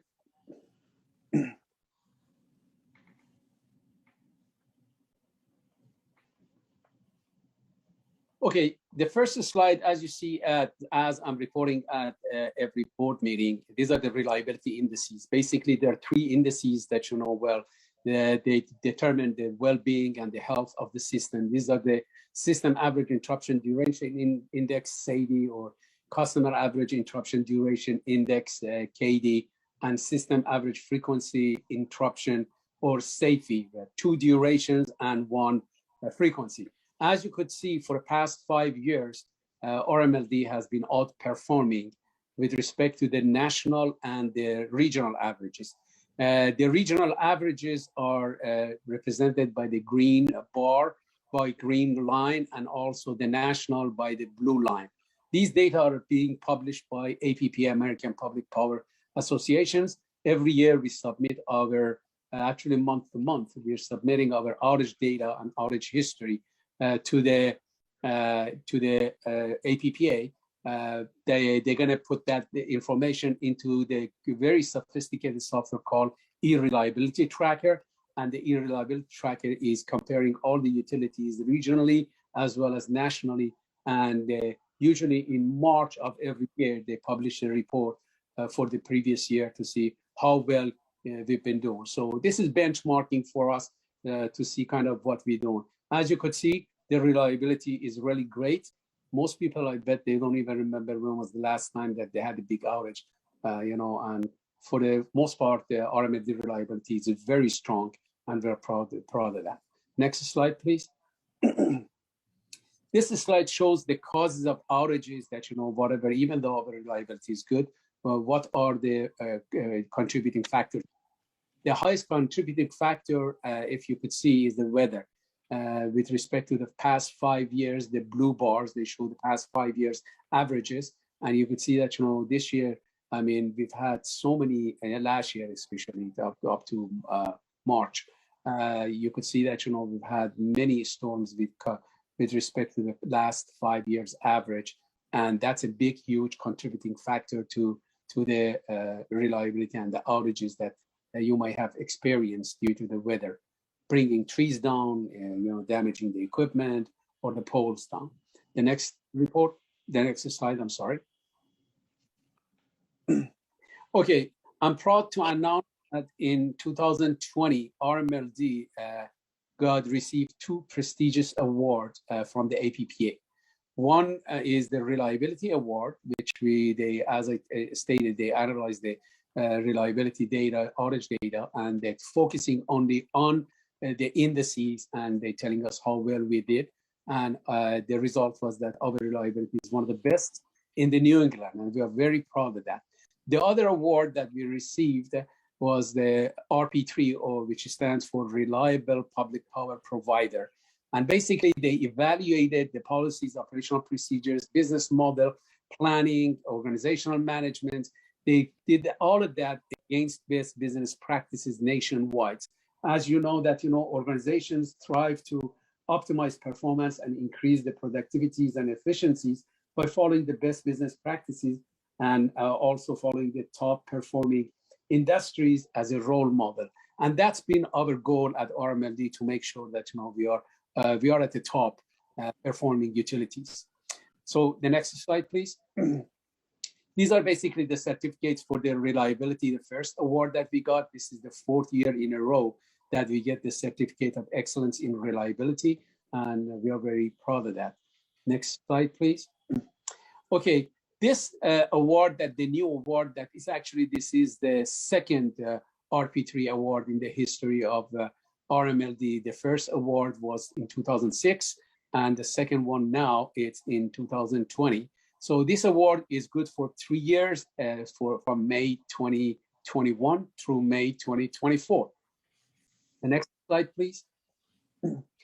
So the RP3 designation, which, by the way, there are 3 levels of award. The lowest is gold. The one after that, upper, would be the platinum, and the one above that is diamond. So diamond is the highest designation. We got the platinum. APPA designation, basically the key disciplines in the areas that that we were evaluated were reliability, safety, workforce development, and also the system improvements. So there's lots of thoughts, lots of the documentations that we had to provide for that. This process started from May of last year and ended by December 30th. We sent thousands of documentations, because they want to make sure what you're preaching, you're practicing. So we had to prove to them for everything: cybersecurity, physical security, the succession planning, the financials, the system reliability planning, all safety practices, everything, all 360 degrees, whatever that you would consider a very important area that a utility, a top performing utility, would be focusing on. They evaluated us. And over here, I would like to thank the other managers, the Wendy Markowitz, Greg Phipps, and Chuck and Underhill, as well as, Colleen, our manager, for their leadership contributions, because this is an all-out evaluation of the organization. This is really a big deal for every organization, and they're looking forward to participate, not only just to get the awards, just to see that, where we are with respect to other utilities, so we can, make sure that we are on the right track and the train is heading north. What it's not, this award, it's not telling you, basically, it's not telling you that the train has reached the destination. What it means that if you stop spending money on the reliability and also on the maintenance, very easily the train could be heading back south. So we have right plans, right operational procedures, and we are on the right track. I also would like to extend the congratulations to the board, both CAB members and also the board of commissioners, RMLD board of commissioners, for the cooperation, collaborations, and their leadership that led us to receive these, high standard achievement award. Next slide, please. So basically, there are 270 utilities throughout the United States out of the 2,000 that they have this RP3 designation. This year, from New England area, actually from the entire country, from the New England area, 7 utilities participated.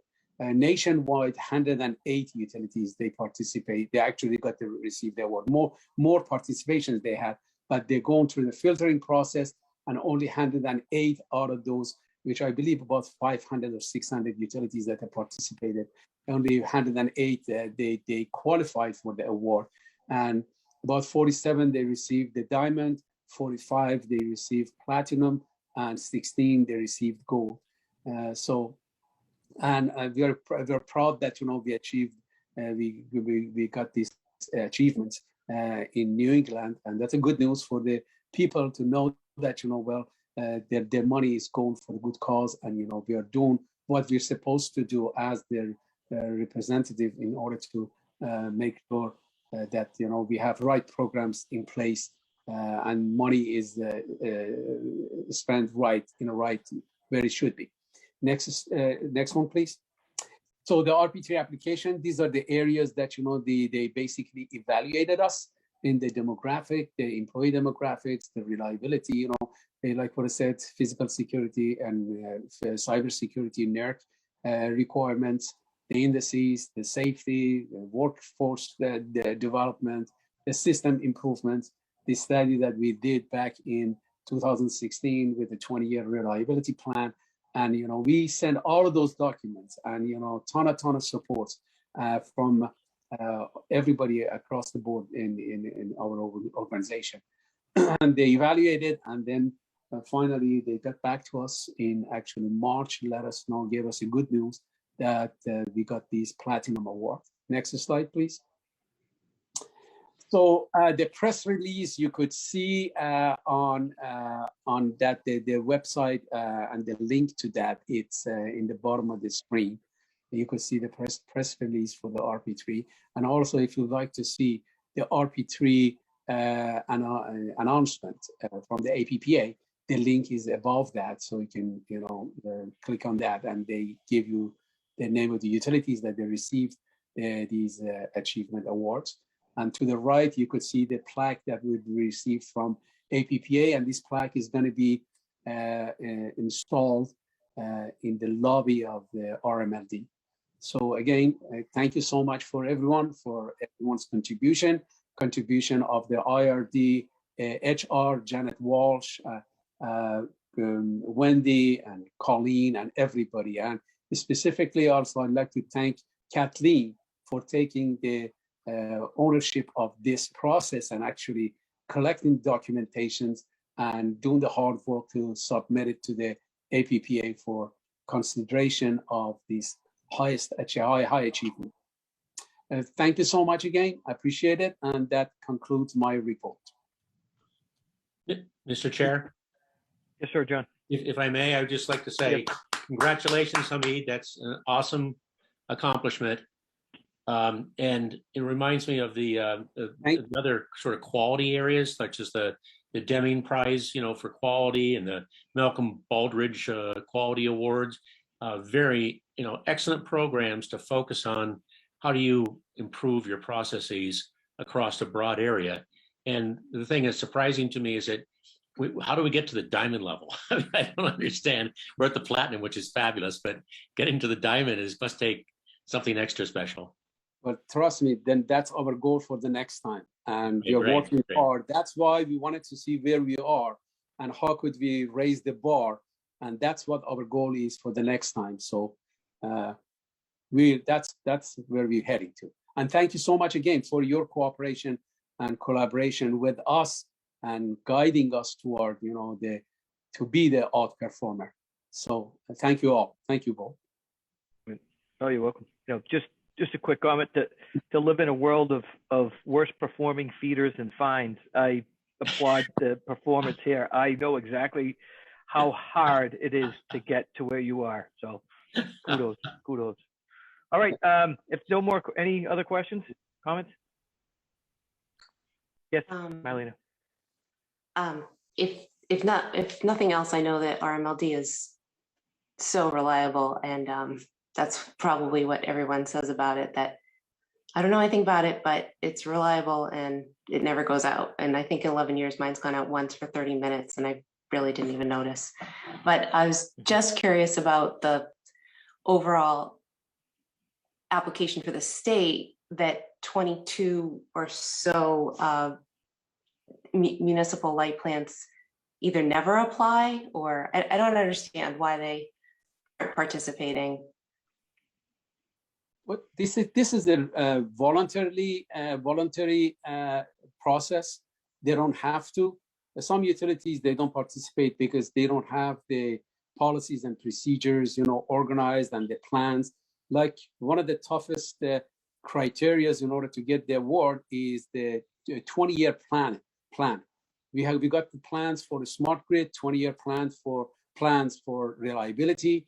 And we got exactly everything right. It's like a big puzzle that we put these pieces together every year. So we have for the next 20 years, advanced planning, and also for smart grid automation, optimizing processes, procedures, safety, all of those, we have that. And you have to demonstrate that So the board of APPA, they could consider you for such high achievement award. So if you don't have one of those or two of those, you're not going to get basically the qualifying grade in order to be considered for the award. So that's the reason for it. Thank you. You're welcome. Share the congratulations, and congratulations to everybody at RMLD on this achievement. I'm wondering, is there anything different about now versus 2006? Like what's different? Is there something different about what they did in 2006 versus now, or what happens in the interim? That's the only part I'm curious about. I haven't gone to that extent. I'm sure, that's what we are going to review to see what was the last time. But I know one of the factors was lack of reliability planning. We didn't have, when I got here back in 2015 or 14 with Colleen, that's what we realized, that there is no long-term plan and lots of maintenance that were overdue. So we needed to come up with a plan to keep the system reliable and, moving forward. That was one of the factors. And plus the requirements back then were not as stringent as they are today. Like, NERC security, cyber security, physical security, and all of that. It was really tough. Kathleen could tell you how many times you went back and forth, saying that, okay, yeah, you meet this qualification, you have it, but how about doing this? How about the policy that enforces it? How do you enforce those policies? And we had to send pages of, documentation to tell them that basically what we're preaching, we are exercising and we are doing. So this time was really hard. It was, I couldn't believe, even up until the last minute, we were sending documentation proving to them that we are doing what we're preaching. Well, congratulations again. And just to clarify, I sent around the spreadsheet because I was just curious about the state, and I sent it without comment, not because there was no, I just wanted to send the data and save the comments and everything for the meeting, because I think it's important to see where we stand statewide. So anyway, thank you. Yes, sir. Thank you so much. Thank you. Okay, if no more comments, Wendy, you like to go? Good evening and welcome, Commissioner Bida. Kathleen, are you sharing or am I?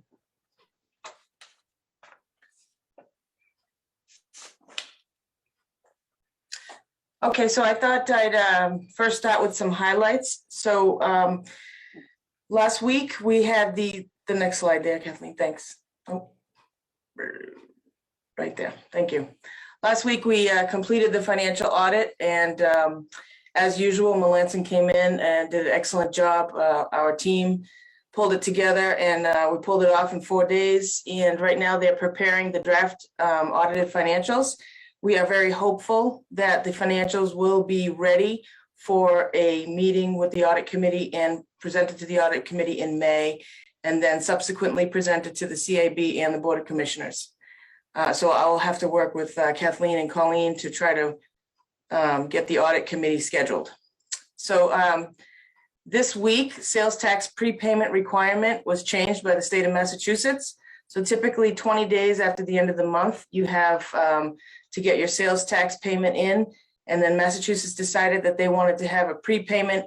So you have to pay on the 25th day in the current month for what you're expecting to be liable for the sales tax. So when you're looking at the accounts payable, you're going to see sales tax payment for this week, which was for March. And next week, you're going to see sales tax payment for April. So in 2021, we're going to end up having 13 payments. The Department of Public Utilities return is next on the high priority list here. So, the accounting team with the IRD and engineering and operations will pull that up all together and submit it. And we're going to need the Board of Commissioners signatures per usual.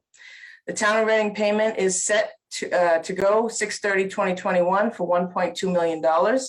And estimated right now 2% net plant payments also for 6/30/2021 at $827,000 for all 4 towns.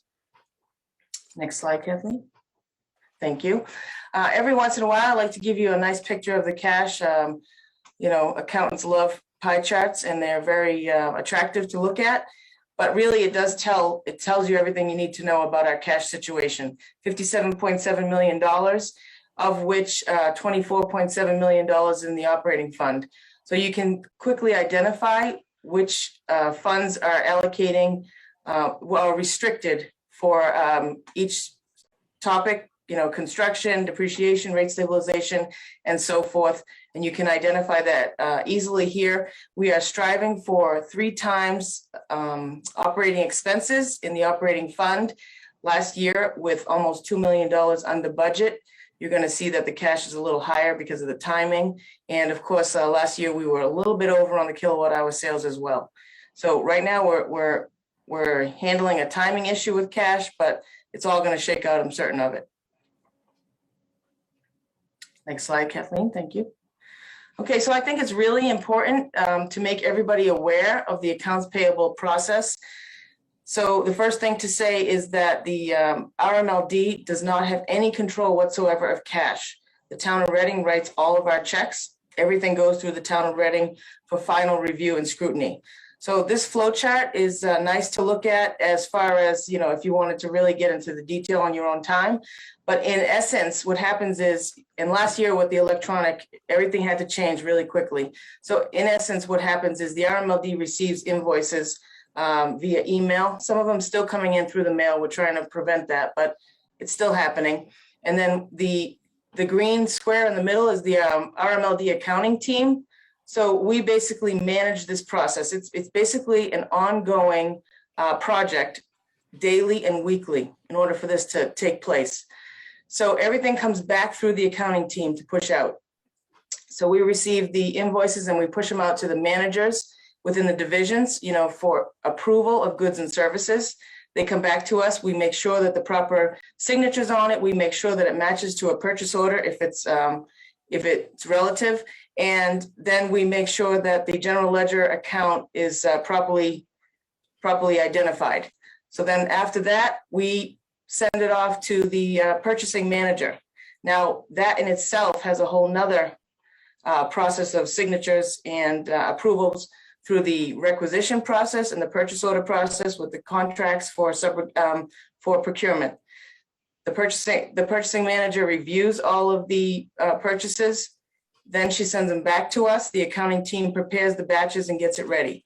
Meanwhile, you have to understand, even sending it to the managers, the purchasing manager, there's a lot of, you know, stop and go. So we're continuously, you know, troubleshooting. We're continuously in contact with the vendor. We're continuously, you know, looking at, scrutinizing the contract against the invoice.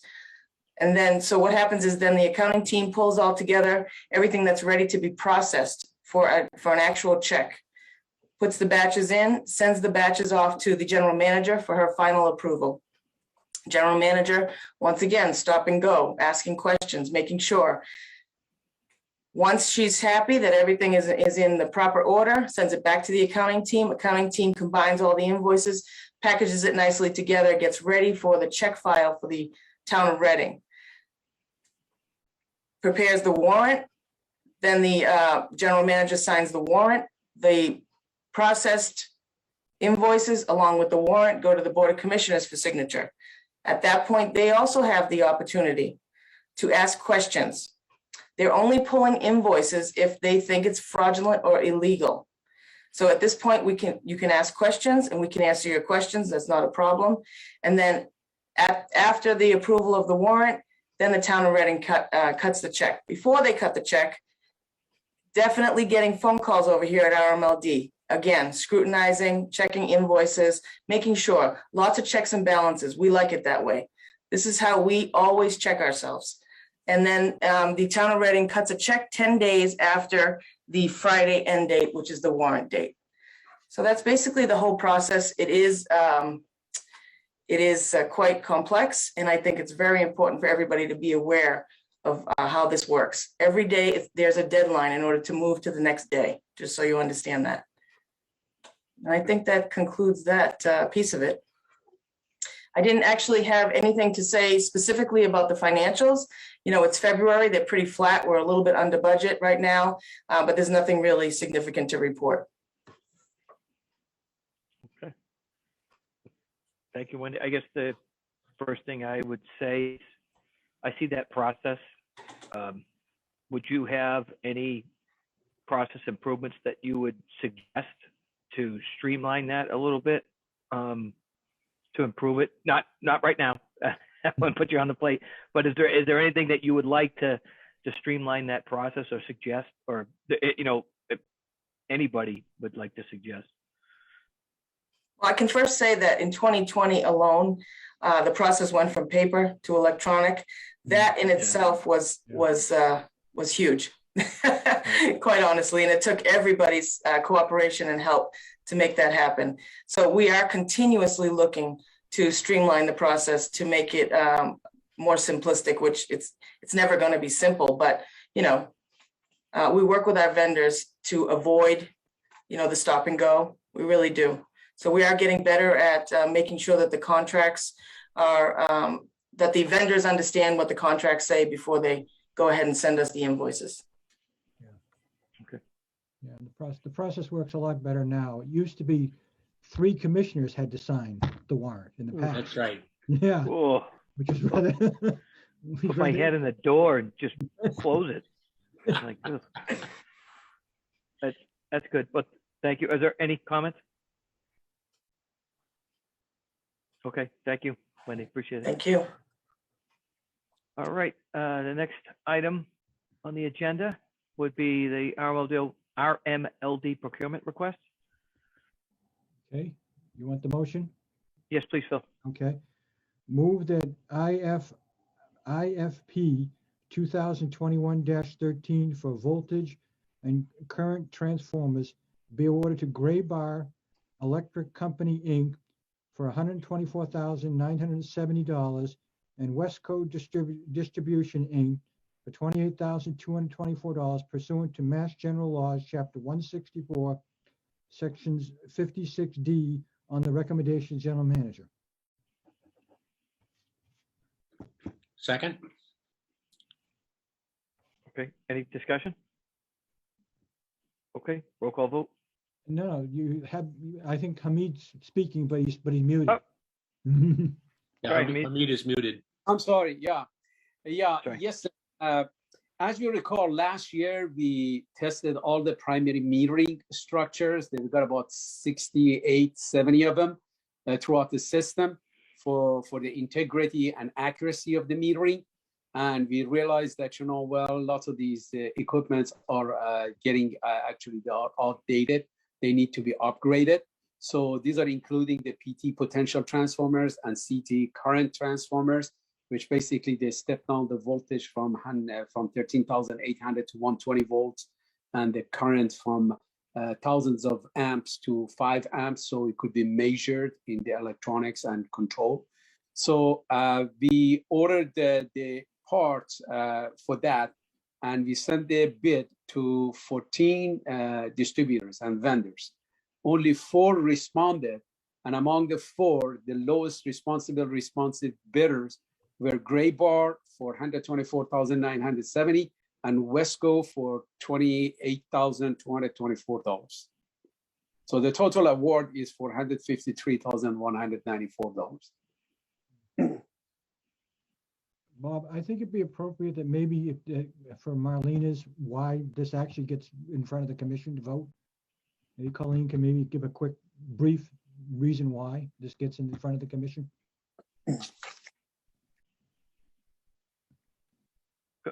Colleen, you're on mute. Yep. Sorry. We present all of the bids under Chapter 30 and for certain values that exceed 50,000 in accordance with Policy 9 to the board for approval. So you're going to see all the bids that come through that exceed those limitations. We will also comment whether or not there's any deviation from either expense budget or capital improvement plan that the board has approved if we're exceeding it. If it's a small amount, but it's been approved in the budget. Then when we give the budget update, we'll talk about the previous year and why, if we went over or not. That's kind of how we do it. But you'll probably see bids like Hamid is presenting every month. But when we meet with you, because I know everyone in staff is looking forward to spending some time with you, Marlena, we can go over each one of these details, because I know it's kind of a lot all at once, but we'll spend time with you and bring you up to speed. Thank you. Yeah. Sure. Thanks. I know one of the tough ones is the first time you sign off as a commissioner on the warrants, you mess it up, and you have to do it twice, and then a third time, and then someone tells you how exactly to do it. Then it's much easier for the next time. But so it's three taps, 3 writes, spin around 4 times, and then push the button, and you're all done. Chair, can I add to that? Marlene is actually on the May rotation. I don't know if we want to change that or. I would change Throw in that. the deep end. Yeah. That would be tough. Okay, we'll talk about it. Thank Okay. you, Wendy. Sure. All right. Okay. Okay. I think you need a roll call vote now. We need a roll call vote. Mr. Stempak, aye. Spacino, aye. Talbot, aye. Mr. Coulter, aye. Marlena Marlena. Vita, aye. All right. Okay. Thank Next you. item. All righty. Item 13, the 2021 General Manager's Goals discussion. All right. I believe I have to pull up an email. I know, Colleen, would you like to start that based on the email that you had provided? Do you want me to call up the 2020 goals so we can just review what was last year, or the new quarterly check-in process? Both? Why don't we do both? Okay.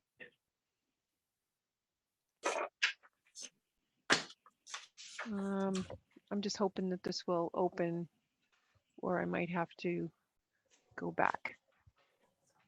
Can you see that? Yep. The Yes. goal? Okay.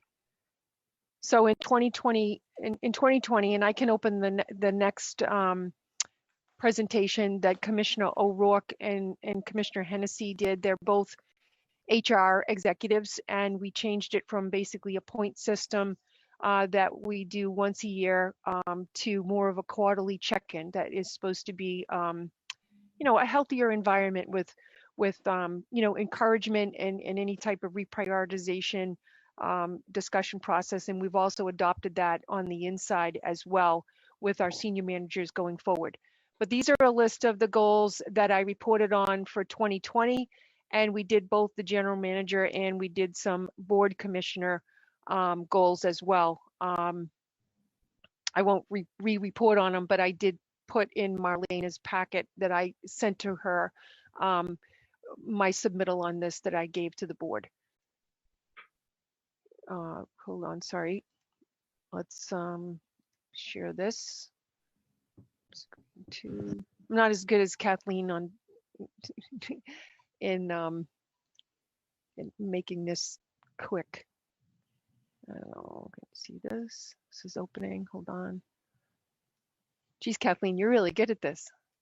So I won't go through this, but I can send this back out to Marlena. This is what Commissioner Talbot and Hennessy did on the quarterly check-ins, and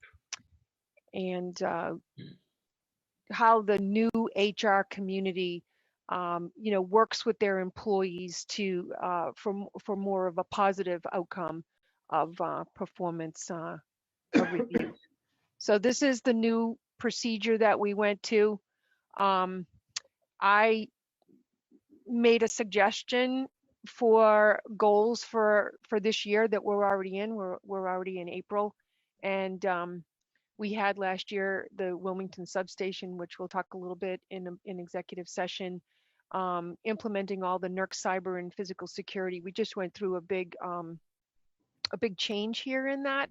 and lots of requirements that we have to implement. And so that's very big on ensuring that the vulnerability within the entire IT infrastructure, which includes not only our IT business systems as you think of them, but our entire electric system, because we do have a smart grid system that we're implementing under Hamid's 20-year roadmap that makes, that reduces truck rolls, it reduces greenhouse gas emissions, and it improves the efficiency of our response time. So there's lots of IT that goes across an entire utility system, and we have lots to do. So I thought that was a very big priority. The class cost of service study and rate study is huge. We do that every 3 years. This has been very complicated this year because with all the changes of Policy 30 on the new climate bill and all of those impacts. So we do the class to cost of service, on a regular basis, but then when you factor in all those changes, and then, some new ideas that we're going to look at as well that would have to be blended in that for the opt-out type of programs. We're looking forward to presenting that in everything that will come through on that, the energy conservation charge, all of those things that come out of the climate bill all have to be factored in now within each of the rates. And that would be residential, commercial, municipal, and large industrial.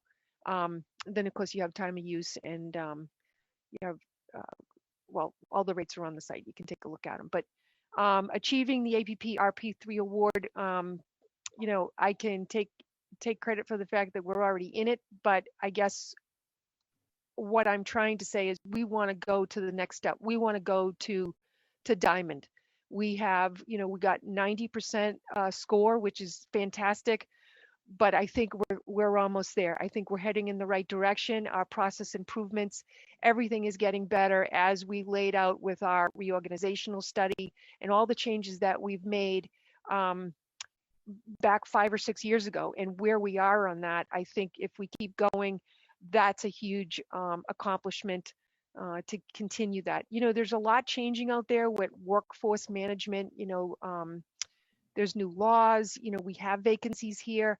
The whole change process of succession planning going forward. There's lots of people, they take jobs and it's like, well, maybe I'll give you 5 years. That's quite different from the electric utility industry where people maybe like me would stick around for 30 years. There's changeover. There's a lot more that goes into the entire process of making sure that we have quality skill sets working here. These are very unique positions. They're not just electrical engineers. They come in, they go through another 7 years of career development to learn distribution and transmission engineering. Okay, same for power supply. Very unique skill sets. So we want to be able to go forward with that. The Renewable Choice Program, we talked about that earlier, with Marlene's input and Greg's presentation. I'd like to be able to get that done. If that dovetails into one of my suggested board goals, which would be, let's look at that mission statement. I actually told Grace earlier in the CAB meeting that the reason why the Policy 30 says that it's for the lowest price is not to say that it's not controversial to people wanting to spend more. It's in that policy because you all told me, make this happen, this new climate bill, and don't make the price go up. That's what you gave me as a goal. This is why we go out of our way in power supply to find unit contracts and things that have lower risk management and the price fits into our portfolio. That might not be something that I can do as good of a job going forward with the new climate bill, but we're still working to that. So I actually mentioned that in the CAB, that is why it's in there. But if we change a little bit of the mission statement, that will factor in as well. And then, my favorite is the 3 union contract negotiations start this year. That's every 3 years. So we have 3 unions, and that's all going to start probably at the end of August and September. And we actually enjoy it. I mean, there's a lot that goes on. There's a lot that's got to go back and forth, but that's when they start more towards the end of the year. So that goal would be more that gets kicked off and we make some headway before the end. So that's what I'm suggesting. Wasn't sure what you guys had in mind for the board goals. I was looking at changing the mission statement, as I mentioned, because that is our RMLD operational compass that we have right now. Work to provide myself, staff, proper time for quality generation of analysis and presentation. And what I mean by that is we worked really hard to give the presentation on all this change on Policy 30 over the last few months. But even you listen to Hamid and Wendy, we have a huge business that we run, and the electric system is huge. And I know focusing on power supply is very important, but we do have one of the largest electric municipal systems in the state. So what I want to do is just try to slow it down just a little bit. And you know, when the public's asking for analysis or the board is asking for analysis, I know we've been going really fast. I want to make sure that quality is not compromised, and to just give us a little bit of time, and maybe, hey, can we make the presentation next month at the next board meeting? Because we do have skill sets that work here, and we are able to offset hiring a lot of consultants to do our work for us. But if we hired a consultant, we might give them 3, 4, 6 months to do something, which we just magically make appear in a month, but it really does put a lot of pressure on staff. So I'm just asking for a little compassion there. And then for the board to help maintain a healthy environment on collaborative solutions, because we want to be successful. But you do have to remember, aside from having accounting here, thank you, Wendy, we are an engineering-based company that works on think tanks. We think, and myself, we want to take Marlene's idea and John's idea and Phil's idea, and we want to make it a better idea. That's how engineers think. And so we just want to have that type of environment and allow all of our board to really understand these are engineers. Most of us are engineers here, except for Wendy. But so that's what I'm suggesting. Thank you for allowing me to present. Like, Wendy, I believe that is the ultimate compliment you could ever get from this group. So it's the way I would take it. So Thank you. Bob, we go back and forth, and she says, this is how accountants think. And I say, this is how engineers think. And we do that all day. Exactly. Good. Mr. Chair, if I may. Yes, please, John. First, I'd like to say, Colleen, I think that's a great list of things to be focused on. And of course, we review this on a quarterly basis. So there's always room for change, additions, etc. I'd like to add one more to the board's responsibility, the Board of Commissioners, and that's to basically walk through policy number 19 as a board and make sure that we're meeting the requirements of policy number 19, because we've gotten sort of caught up, we've gotten feedback from the public that we're not doing certain things correctly, mostly because we've been so wrapped around the axle of payment to the town of Reading for 2 years or whatever, that's consumed so much of our time and effort. So I'd like to go back, or suggest to the board that we go back and look over with a fine-tooth comb policy number 19 and make sure that we're following what has been prescribed in it, or since it was written in the prehistoric era, that we make some changes to it that reflect the modern era. No disrespect, Phil. It's some of the things, you've got to change some things when things can move on. That's all. So just my input in terms of what I think the board ought to be doing. Mr. Chair. Thank you. Yes, sir. Yes, Dave. Yeah, I agree with what John just said. I think that's a great idea. Having been one who harped on a couple things in there, I can't disagree with what he just said. And also, I also agree with Colleen's sort of larger point about give us some time. And I'm looking at, it's 9:45 and we're looking at these goals for the kind of the first time. And maybe, okay, this is great for now, but can we have some more time and space to think about what the goal list might be, rather than saying, okay, this is it for the year, or maybe it's just it for the quarter. But in that same spirit, give us as a board a chance to, kind of think about this list, think about what we might want to add, whether it's what John said or other things. I might think about things that are more quantitative based, about how can we reduce expenses, or how can we measure the reduction of the peak, the annual peak, things like that are doable, to incentivize those things that are good for the system, good for the economics, good for the environment. How do we cut the peak? How do we increase adoption of time of use and things like that? I just don't have well-baked ideas to offer right now. Just the request is for time, Mr. Chair, to maybe we need a committee, maybe we need to just do this at a separate meeting and think about it. That's all. I think you nailed it. I think we set these for the quarter and revisit it. That's probably the best thing. One of the things I was going to suggest, I mean, we just did a customer survey. I don't know if Reading Light's ever done an employee survey. You know, sometimes you do something like that. It might be something to think about, not tonight, but maybe in the next quarter, or at some point develop a structure, or just, you know, put that into the mill as a thought process. Sounds like a good idea. How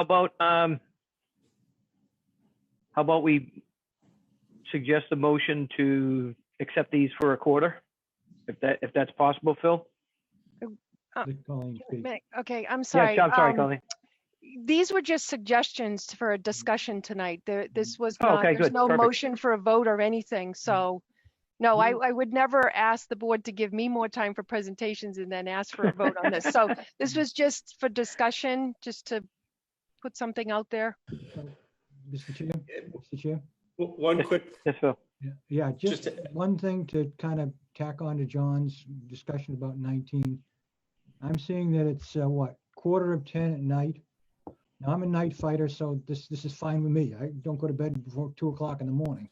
But you know, we need to set a policy in 19 how we're going to deal with these goals. I think that's something we need to add as part of the 19, to look into that, how we set these goals and when we discuss them.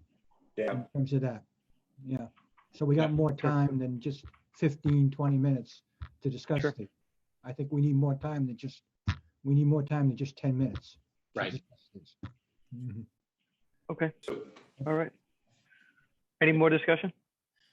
No, that made a lot of sense. Maybe we just need a special meeting or a committee meeting or something. Yeah. Okay. All right. We went over number 14 already. Yep. All right. So now to item 15, accounts payable, payroll, and cab meeting coverage. Cab meeting coverage. Phil, you were up. You did the last one, but you're up again. I'll do another one. You know, actually going with in the Zoom meetings, I've been attending them all. It's so much easier now to do it this way through Zoom. Mm-hmm. You know, I recommend, you know, you get a preview of what's coming up after later on. Right. In many cases, so you can have better questions. What can I say? Okay. Yeah. So accounts payable, Wendy, I'll do. Okay. May? All right. You're gonna do for May, Bob? I'll do it for May. I'll save you, Marlena, for the first month. But that way, you'll get your feet wet a little bit, and then you'll at least get an understanding how they do it. Great. So I'll get. Yeah. And then the next one would be June payroll. Dave was on for June payroll. I don't know if you want to look that far ahead. Okay. You know what? Sorry, who's in the rotation for that, or are we replacing Dave Hennessy? We're replacing Dave Hennessy. Oh, I'm happy to do that. Okay. And then he doesn't come up again until for the board coverage in September. Okay. All right, and then the next meeting is Thursday, May 27th, if everyone can make that. Yep, no problem. Yep. Yep. All right. Yeah, just Marlene, if you have questions on the warrant, in the past, I've always kind of sat down with everybody and kind of gone over it with them. So if you need any help or anything like that, I've always kind of gone with that, and kind of in the past, some of the new members giving them kind of feel the first time they sign. So I'm willing to help you out on that if you want it. Okay. I'd appreciate that a lot, Phil. Thank you. Okay. I'm sorry. Can you repeat the next meeting? I'm not going to be here on the 27th. I think we have a couple of managers that are out. That's Memorial Day weekend, so I'm not that week. So we can put the goals off till June if you want, but Sure. I just want to make Are you- sure that it'll definitely make the presentation shorter. You'll just have Hamid. No, I'm kidding. Do you want to? No. So do we want to move it to the 20th, or do you want to keep it the 27th minus Colleen? Wendy's not going to be here. Well, Wendy either. Why don't we the date? How's the either the 3rd? How does that work? Or Wednesday, the 26th. Well, I think you're out the whole week, right, Colleen and Wendy? Just she's out the whole Wednesday. week, sorry. Just Wednesday and Thursday. Wednesday, Thursday. So Yeah, so we could do June 3rd is fine with me. Yeah, June 3rd is fine with me. Oh, Can I David, ask? Marlena? Sure, It's Wendy, fine. go ahead. So you want to push, so just so you know, we're planning the audit presentation. So you want to push the audit presentation to June? Yeah. Okay. Yeah. Just want to be clear. Thank you. So, Wendy, you'll have to coordinate with the town because it's the town audit committee's got to meet too. Yes, I will work with Kathleen and Colleen to get all those contacts. Thank you. I think we also have a audit subcommittee of the commission. So I know I've always been on that, but I think I need a second person on that. We got a volunteer of anybody? Any other commissioners? That might be a good one for Marlena if she's interested in it. To really get kind of a handle in terms of the audit, which is I find very interesting. If not, I'm happy to play a role. Yeah. What other subcommittees are there? Not very many. One. This is the only one. That's the only one I think. Marlene, we had a lot of subcommittees, but we eliminated many of them because it was felt that all the board should be involved in many of the decisions. Mhm. Good. John, it's all yours. Okay. It's all mine, you so- say? Yes. Yes. Okay. So Phil, just let me know when. Yeah, Wendy will be in charge. Wendy will set Okay. it all up. Great. Okay. Okay. All right. So then we'll move on to item 16, the move to executive Just session. one item, Mr. Bill? Chair. I came across that the Boston Business Journal is going to have on May the 20th, they're going to have a presentation on electrification. And one of the speakers is going to be the Technical Director of Automotive Business Units of Analog Devices. It's at noon time, from noon to 1 o'clock. And I believe you got to sign up through the Boston Business Journal. So I've signed up to I believe it's a Zoom meeting, but it is an analytical. And I thought the fellow from Analog Devices kind of caught my eye since that is in our district. So, Yeah. okay, very good. Thank you, Mr. Chair. Phil, Yes. may I Yeah. speak, Chair? Yes, Phil, Colleen. can you send us that link? Take a picture of it with your phone Yeah, or I'm send it glad to- over? You I'll get it? send it. I'll email it over to you, Colleen, later on. Thank you so much, and I'll Okay. distribute it in here. Thanks. Okay, very good. All right. Okay. So again, move to Phil, if you could, Very good. item 16. Move that the Board of Commissioners go into executive session pursuant to Mass General Laws, Chapter 164, Section 47D, exemption from public records and open meeting requirements in certain instances to discuss competitively sensitive issues regarding options for power supply and to consider the purchase, exchange, lease, or value of real estate and to return to regular session for the sole purpose of adjournment. Second? Any discussion? Seeing none? Just pull the Roll vote. call? Yeah. Mr. Stempak, aye? Mr. Pacino, aye? Marlene Pita, aye. Mr. Coulter, aye. All right. Okay, see you in a few Um, minutes. See you in a few minutes. Meeting adjourned. Thank you. Good night, everybody. Good night, thank you. Aye.